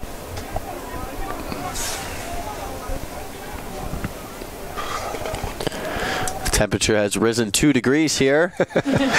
Bill Beck Field is now 33. That ball's grounded. It goes off the shoulder of Arabian. Madam Ward tries to make the play. He couldn't. And it's coming home. And the ball's thrown away. And the runners will advance to second and third. A wild throw by Jack Betts there. And the run scores.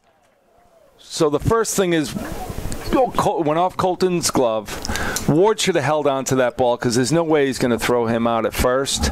And then Betts overthrew to catch at home.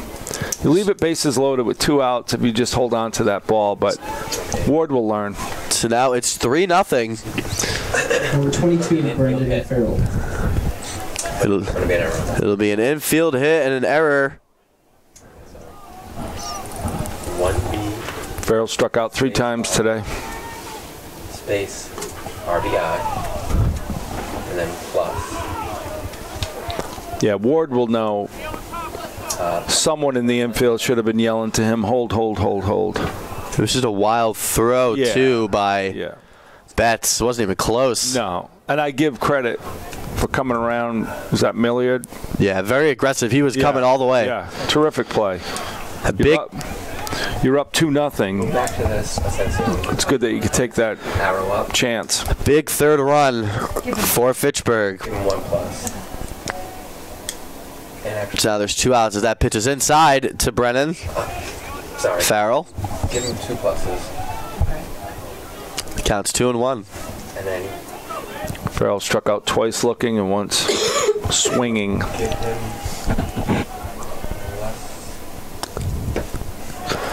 As that pitch is cut on a miss, it's 2-2.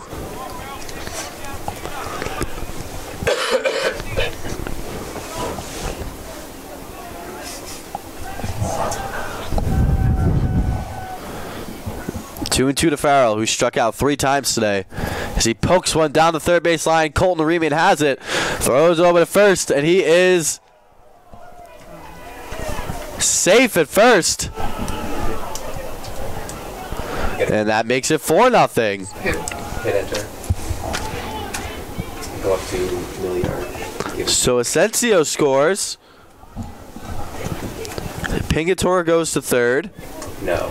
And Farrell will go to first. His first collegiate hit and his first collegiate RBI, and that's all for Will Ginsburg. Eric Sherella going to the bullpen, and we will step aside, and we will be right back.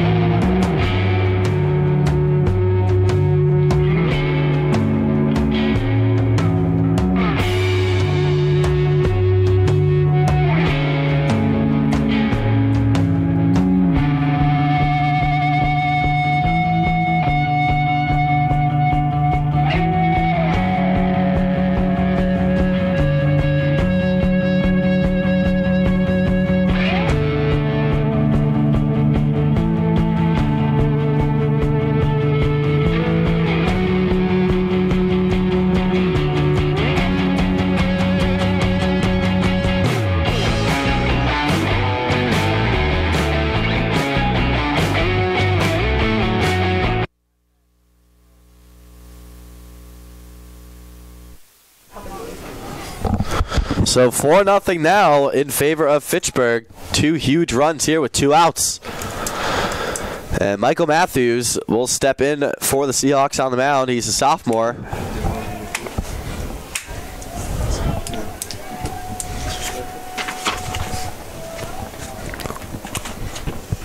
First pitch from Matthews. It's low. It's ball 1. the first righty pitcher to throw for the Seahawks this season. First right-hander to throw for the Seahawks this season, as Will Ginsburg and Pat Maybach have done all of the throwing for the Seahawks in the first 2 games. Nice pitch right down the middle from the big sophomore from West Hartford. And Matthews delivers a strike there. It's 1-1. Had a terrific freshman year. He'll spend his summer in the Mink League this May in St. Joseph, Missouri, pitching for the Mustangs. Here's the 1-1 from Matthews. It's inside.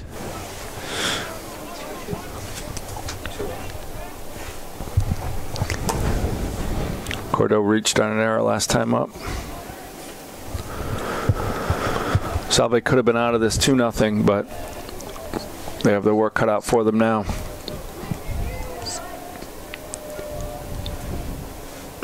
Pitch is swung on and missed, and that evens the count at 2. Matthews has a nice above-average fastball, good curveball. Very calm on the mound.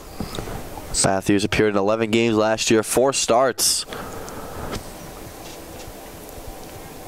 And the runner goes, and Catch throws it away, and a run will score. And that makes it 5-0. Another error charged to the Seahawks. And that makes it 5-0. You know, the only way you throw that if you have him dead to rights. I don't think he had him dead to rights. I think he was on the bag before he threw it. Right, so they're just trying to make too many things happen right now. Right. 3 runs coming in now. None of them earned in this inning. That's the most frustrating part. As it's a ground ball to third. It goes foul. Lucky that went foul there because it would have been a run and infield single.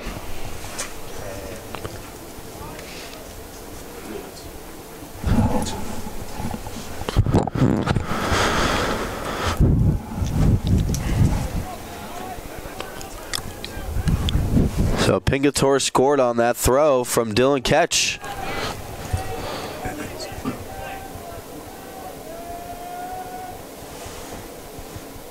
Nice and pitch. Matthews strikes him out to retire the side. Not before Fitchburg tallies 3 more runs in the top of the 8th to make it 5-0. All of those runs are unearned.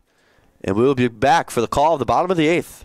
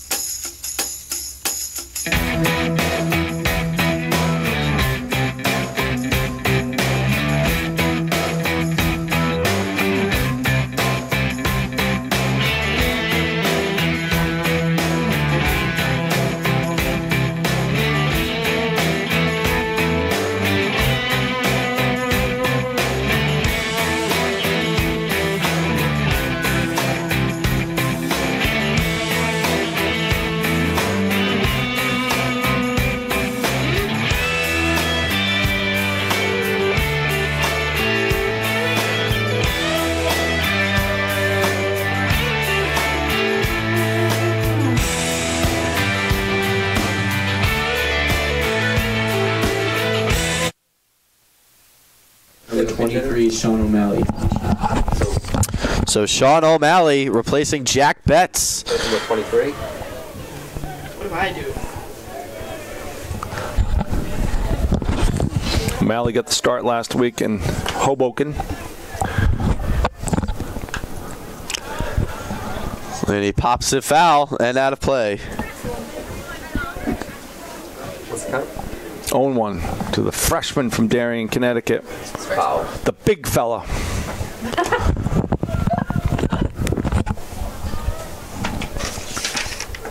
That pitch is inside to O'Malley. 2-1. O'Malley, 5'11", 235 pounds. A freshman. Freshman nose tackle for the baseball team. That pitch is inside, catches the corner. That was not a strike. And it's 2-2, and he is O'Malley. not. O'Malley gives an incredulous look. You could tell he wasn't thrilled. I think Ronaldo wants to go home. That pitch is high. 3-2. Sharp's done a nice job today, but Salve's let him off the hook several innings.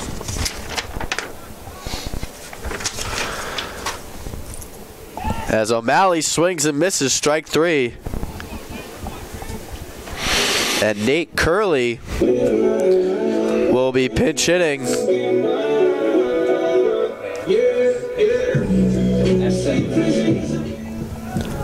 At bat number 7, Nate Curley.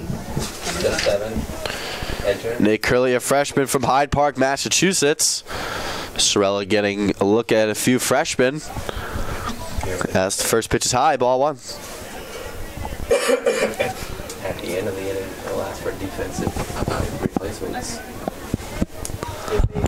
First that pitch hit ball. They may not. We'll have to check. That pitch is inside, strike 1. We'll use Jenny's zoom lens to find out who's where. That pitch is low. Speaking of Jenny,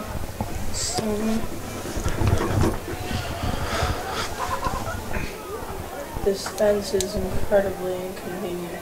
The netting is black. So 2-1 to Nate Curley. Dustin Cicada waiting on deck.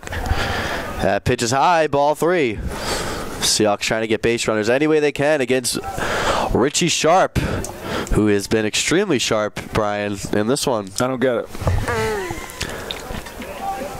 And that pitch catches the outside corner. Strike 2. Yeah, Richie's at 90 pitches, 91 right now. Here's a 3-2. And it's in there. Strike 3 called. 3 strikeouts in a row for Richie Sharp. Number 11, Dustin Cicada. nice job with pronunciation there, Danny. Huh? Nice job with pronunciation. 6 strikeouts for Sharp. That helps. First pitch to Cicada is inside, ball 1. See how clutch Salve can be with 2 outs here. Cicada fouls it back. That evens the count at 1. See if Cicada can turn this roster, this lineup over to catch. Get some runners on, get a few runs, come out of here with your head up versus... Cicada with a ground ball, base hit, Brian. You called it. Dustin. Second hit of the afternoon for Cicada. That's what you want to do, get catch up. No pun intended. And there's a runner on for Dylan Ketch. Yes, it was. Number 14, Dylan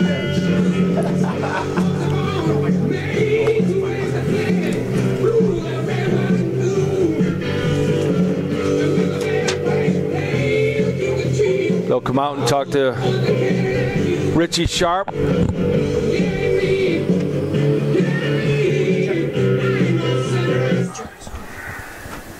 And Sharp will stay out there. You know, with 2 outs, you probably told him you have this batter at 95 pitches. You have a 4-run lead right now. Right. If it was 2-0 still. 5-run. 5-0 lead, excuse me. If it was 2-0 still. Right. You would assume that Sharp would be out of the game at this point. And it's March 1st, so there's no reason other than he's pitching a gem. First game of the season for Fitchburg. Salve looking to start 2-0 for the first time since 2014. And are 4 outs away from not accomplishing that goal. That's the first pitch to catch is outside. Yeah, so make him work. You know, base hit by catch here, and you got something started with 2 outs. Cicada can fly. Decent lead for Dustin at first base.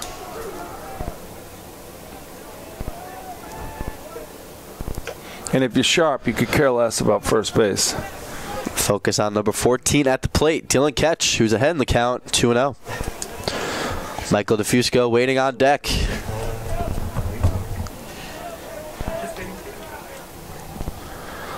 Shout out to Ketch's parents, Bob and Veronica Ketch, watching and listening. Veronica biting her fingernails. Set pitch catches the outside corner, and it's 2-1.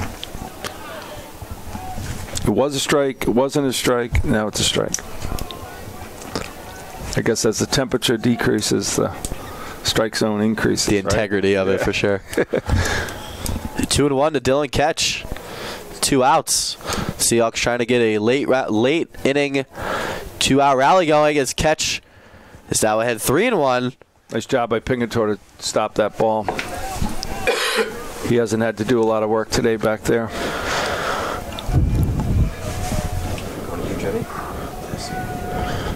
Outfield straight away. See if Ketch can plunk this in left field.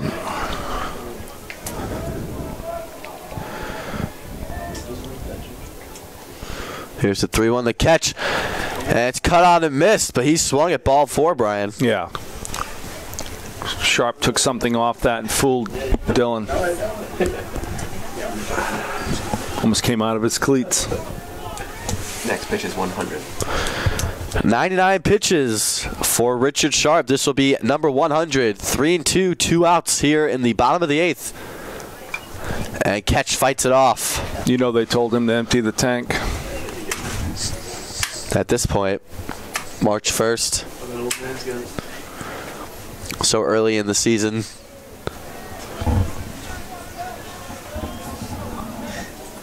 Come on, Dylan, win this.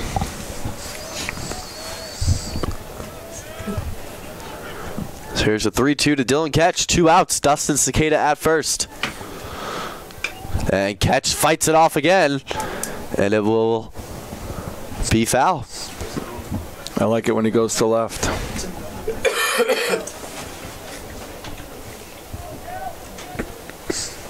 If Ketch can stay alive for the Seahawks, Michael DeFusco will be up next. He's 0 for 3. Ketch 0 for 2. He reached base in the 6th when he was hit by Richard Sharp. Both are due. 103rd pitch coming up. DeFusco goes and Ketch ropes it foul over the Fitchburg dugout. You better watch out over there.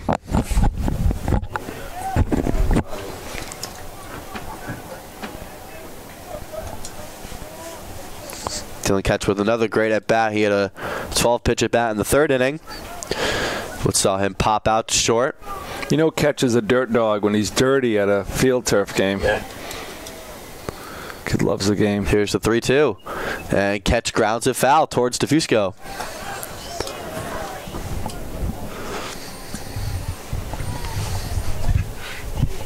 Very good at bat by Ketch. See if he can catch up to one. Look at that. That was really sharp. Well, I think I'm too cold. Cicada runs, and that's ball 4. Nice at bat by Ketch. Great at bat by Dylan there.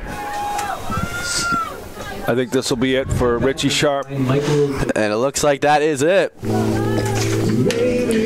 Manager Kevin Barnaby, a Worcester State alum, It is. We're just going to take him out. will take out Richie Sharp after a splendid afternoon. He's responsible for the 2 runners on base right now. Sean Gamelin coming in. Number 17. Sean lefty. Gamelin will replace him. He's a sophomore from West Kingston, Rhode Island. And we will Home step game. aside, and we'll be back. Home game for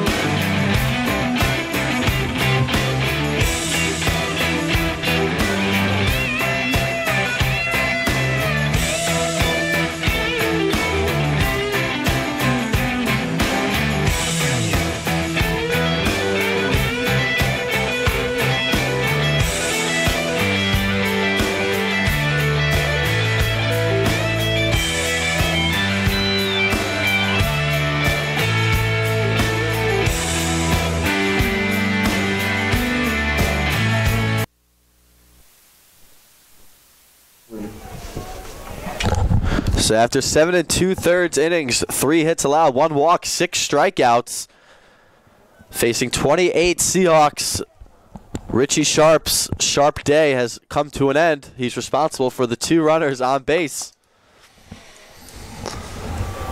Gamelin came in to warm up. He threw gas fastballs right down the middle. That's all he threw.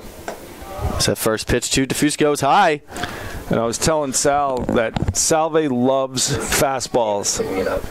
This may be exactly what the doctor ordered here. We'll see if Bones can get one. There you go. That works. Colton Aremian waiting on deck if the inning is able to stay alive. He loves fastballs. 2-0 is the count. 1-0 is the count. 2 outs.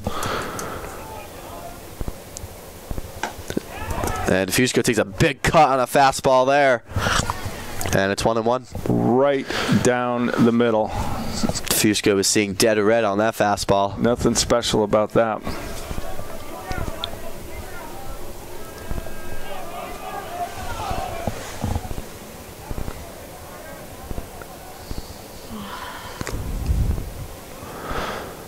And DeFusco takes another cut and misses. And it's 1-2 now. So now he's seen a couple of those. See if he can catch up. Anyway, anyhow for Michael. Turn that over to Colton. Big gap on the right side of the infield.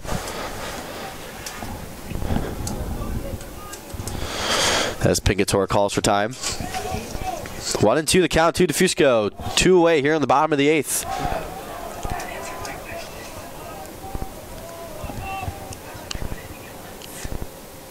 And DeFusco fights off the fastball and he fouls it off. Nice job.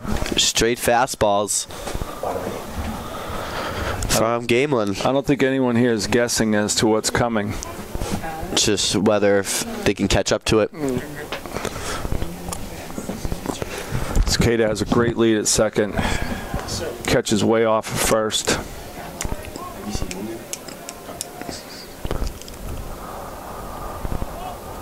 Here's the 1-2 to DeFusco, and he swings and misses.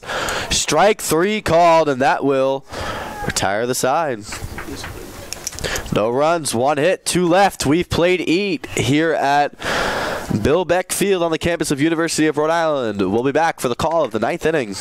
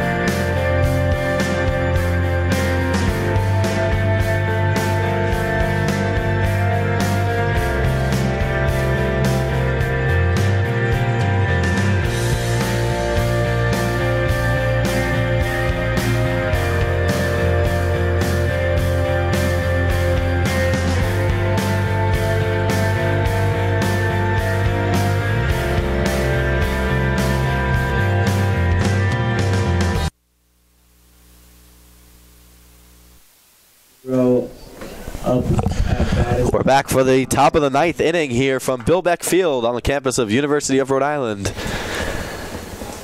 And Tim Horton will lead off the ninth inning, as he takes a first pitch strike.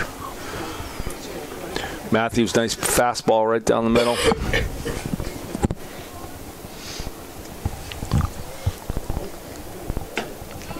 (0-2). Matthews sporting the best mustache on the team.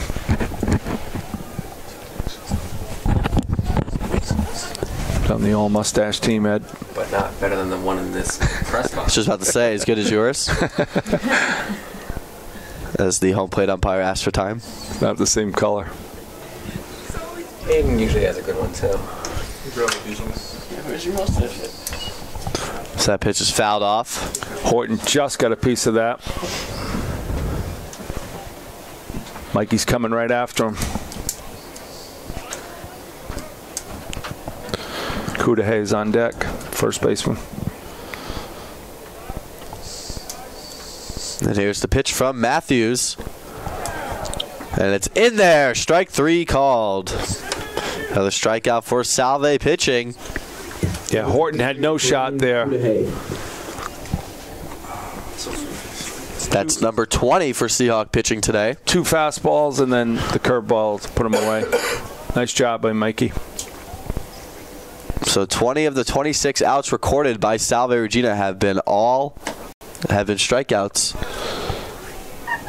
25. Of 25. Is that a ball? Yeah. 1-0.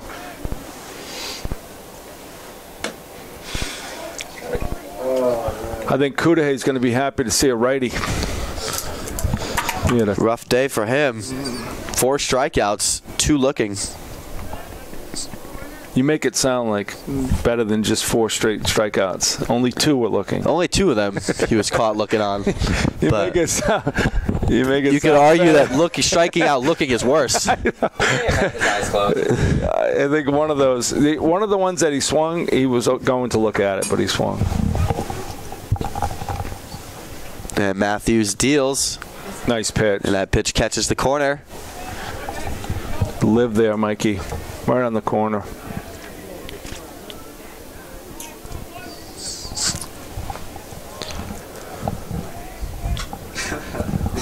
Matthews delivers again.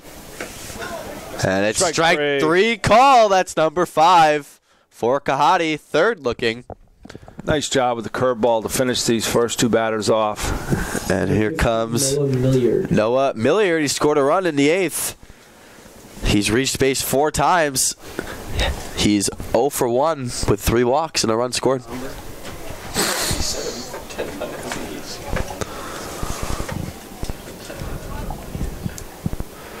Here's the first pitch from Matthews. Big cut there from Milliard. He misses.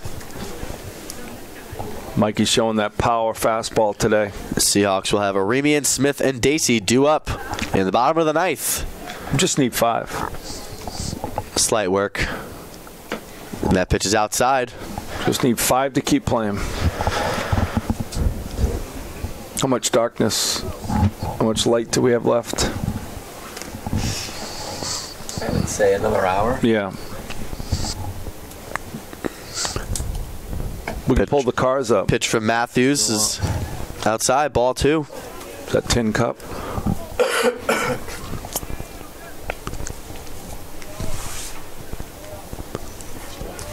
Noah's been a walking machine today.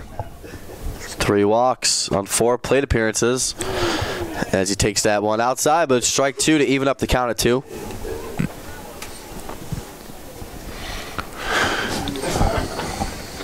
Matthews had a solid freshman year, starting a playoff game, or starting 2 playoff games. Here's right? the pitch to Nice Matthews. job. And he strikes out the side. That's 4 strikeouts for Matthews, and that's 22 for Seahawk pitching. We go to the bottom of the 9th. Seahawks down by 5.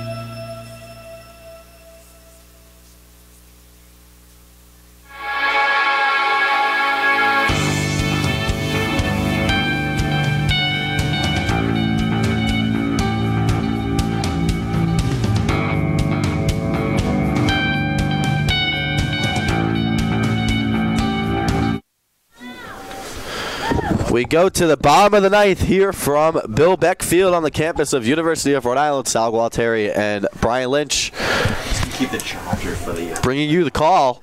And Colton Aremian gets us started here in the bottom of the ninth. Colton has had a very unlucky day. The play has had much of the Seahawks. Content on it. That's the gray one. He's hit a couple of rockets. His last at bat, he hit a rope that was caught by Richie Sharp. Sean Gamelin's come in the last inning throwing heat from West Kingston, Rhode Island. Sophomore. Wonder how close he lives to this campus. He walked.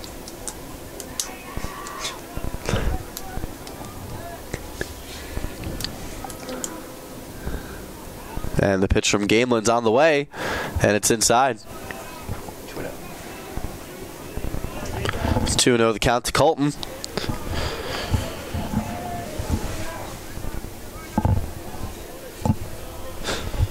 It'll be Aremian, Smith, and Dacey. And Checo. And O'Malley. And let's hope. That pitch is low. It's 3-0 to Colton. Anyway, anyhow, Colton.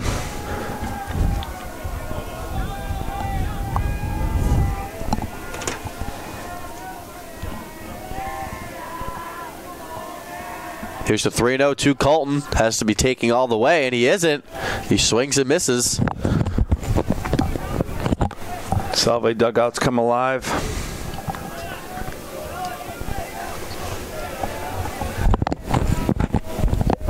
Colton, one of 5 captains on this Seahawk roster. Here's the 3-1 to him, and it's outside. Ball 4. Nice at bat. So Colton reaches. This is Sean Gamelin's game with no one up in the Fitchburg bullpen. Seahawks down by 5. Need a boatload of base runners. And their first batter of the inning gets on. It's Colton Aremian with a walk, and here's Zach Smith. Smith is 1 for 3. He's hit ground balls to short on all 3 occasions. 2 of them recorded outs, and the other one got past Lefebvre in the left field for a base hit back in the 7th. Smitty loves first pitch hitting. And the first pitch is in there for a strike.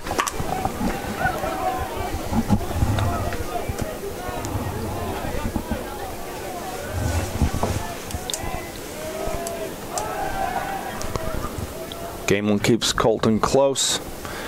I would not be throwing over there 5-0, but should be focusing on the hitters.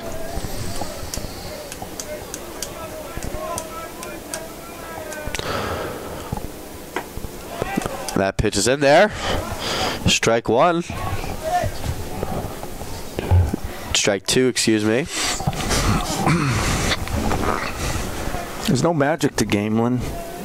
Just bringing fastballs. Send one the other way, please. He's just looking really sharp right now.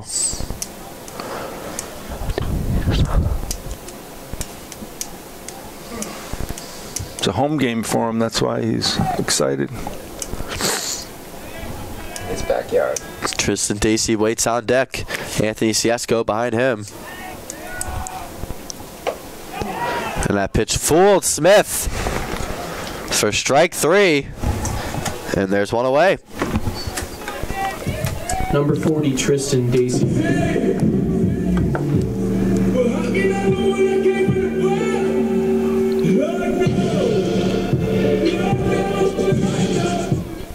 It's the 3rd strikeout for Gamelin. So here's Dacey. Dacey 0 for 3. That pitch is inside, ball 1.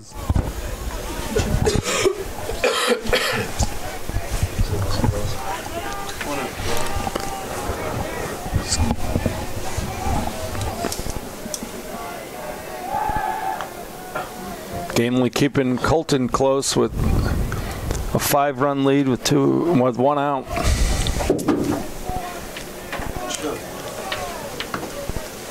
See if Dacey can get a hold of one here. Get the Seahawks on the scoreboard.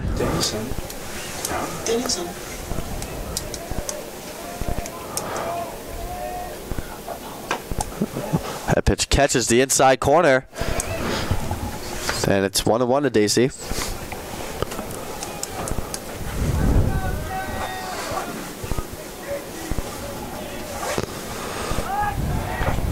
Colton's standing on first base, and he throws it over, and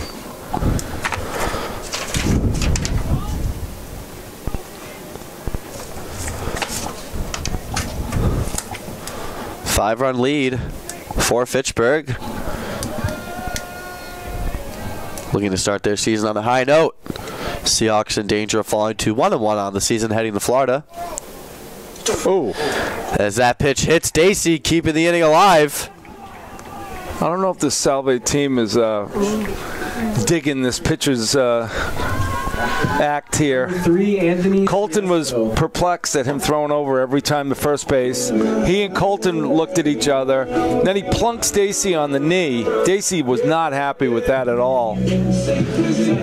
See, Fitchburg up 5-0. Should be focusing on the batters with 3 outs to go. And Sean Gamelin's game is somewhat falling apart here.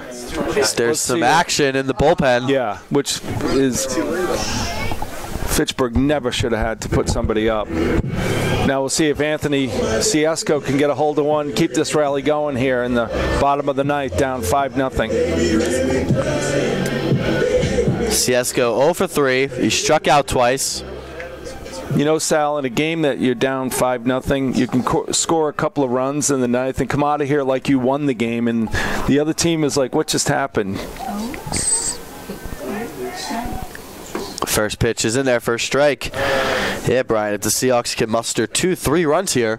You hold your head up high leaving here versus... The only difference would have been that inning. Exactly. Where the Seahawks... Should be 2-zip. Seahawks have 4 errors, and their defense has made 5 defensive plays. As that pitch is low. To Ciesco, 1-1. Seahawks have 2 runners on. Remian walked, and Dacey was hit by a pitch by Sean Gamelin. Sean O'Malley on deck for the Seahawks. You know, Gamelin's job here is to just get the ball on someone's bat and make outs.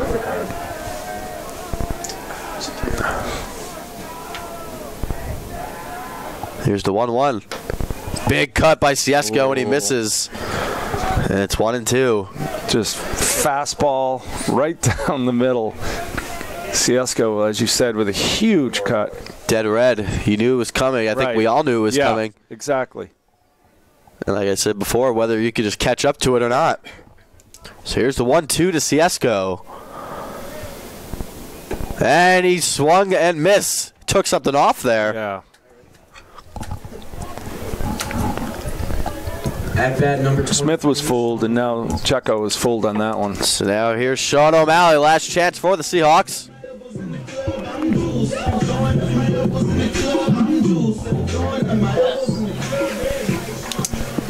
Stole Colton's walk-up music. Just figure this is what you gotta do when you're a freshman. Here's O'Malley. Last chance for the Seahawks in this one. Power versus power here. As that one is inside.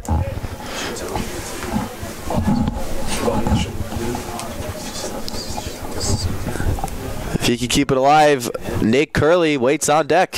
When he keeps it alive. Not going anywhere for a while. Positive.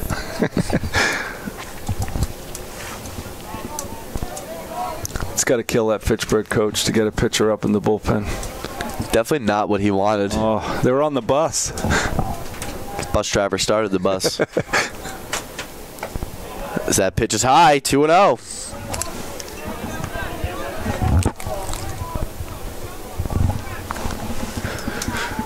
You know, we go into extra innings, we can just stay here for the hockey game. We don't have to leave, right? They'll probably let us sleep in the arena, no? Yeah. Good job by Gamelin to battle back and get a strike there. O'Malley taking the whole way. See if Sean can get a hold of one here.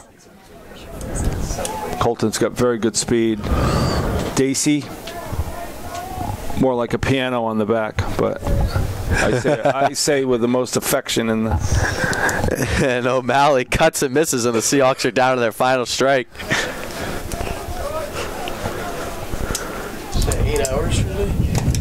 Sorry. Come on, throw a fastball to Sean so we can plunk one into a gap. Find a gap, kid. Here's the 2-2 from Gamelin.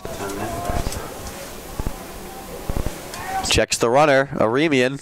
Colton's dancing around. Thought it was a balk. The pitcher was swaying on the mound.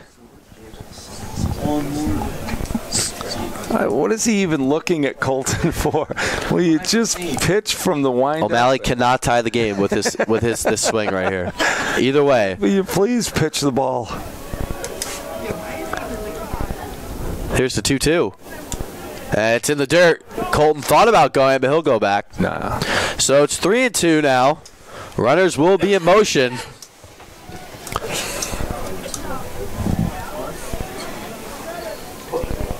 Three and two the count. 2 outs here in the bottom of the ninth. Seahawks trailing 5-0. Fitchburg coach is screaming at the mound. So here's Sean Gamelin. Making a Gamelin of it. Here's the 3-2. And he got him! Strike 3 called. O'Malley had a lead halfway down the baseline. Thought it was ball 4, and it wasn't. And that retires the side and the Seahawks, for that matter, in this one. And Brian, 4 errors for the Seahawks, 3 in which came in the bottom of the 8th, in the top of the 8th, excuse me, which led to 3 runs. Yeah, you give the credit to Maybach for the outstanding job on the mound. You should be able to leave 1-0 and have the ability to have your team, like Salve, get 1 or 2. But then you let the second run score, which never should have scored, and then the wheels came off, and you're down 5-0 on a day like today. And Richie Sharp pitched the game of his life, so you had to make something happen after him, and Salve just couldn't put it together today. A lot of wasted at bats today. You said it, Brian. A tremendous performance from Richie Sharp. 7 2/3, allowing 3 hits, no runs, 1 walk, 6 strikeouts, and faced 28 Seahawks. The Seahawks fall to 1-1 on the season. They will travel to Florida this upcoming Thursday. Their first game will be March 8th against Ohio Northern. The Seahawks will be playing 8 games in 6 days for Salve Regina University spring break. And Seahawk fans, if you're not doing anything tomorrow night, feel free to stop by at Boss Arena on the campus of University of Rhode Island, where the Salve Regina men's ice hockey team will be hosting their first ever Commonwealth Coast Conference Championship game, with a chance to go to regionals and another trip, possibly, to a national championship. And go Seahawks. Brian, thank you. Thank you, Sal. Outstanding job working with you. We'll talk to you soon. Thank you, Ed. And have a great weekend, everybody. Enjoy the rest of your day.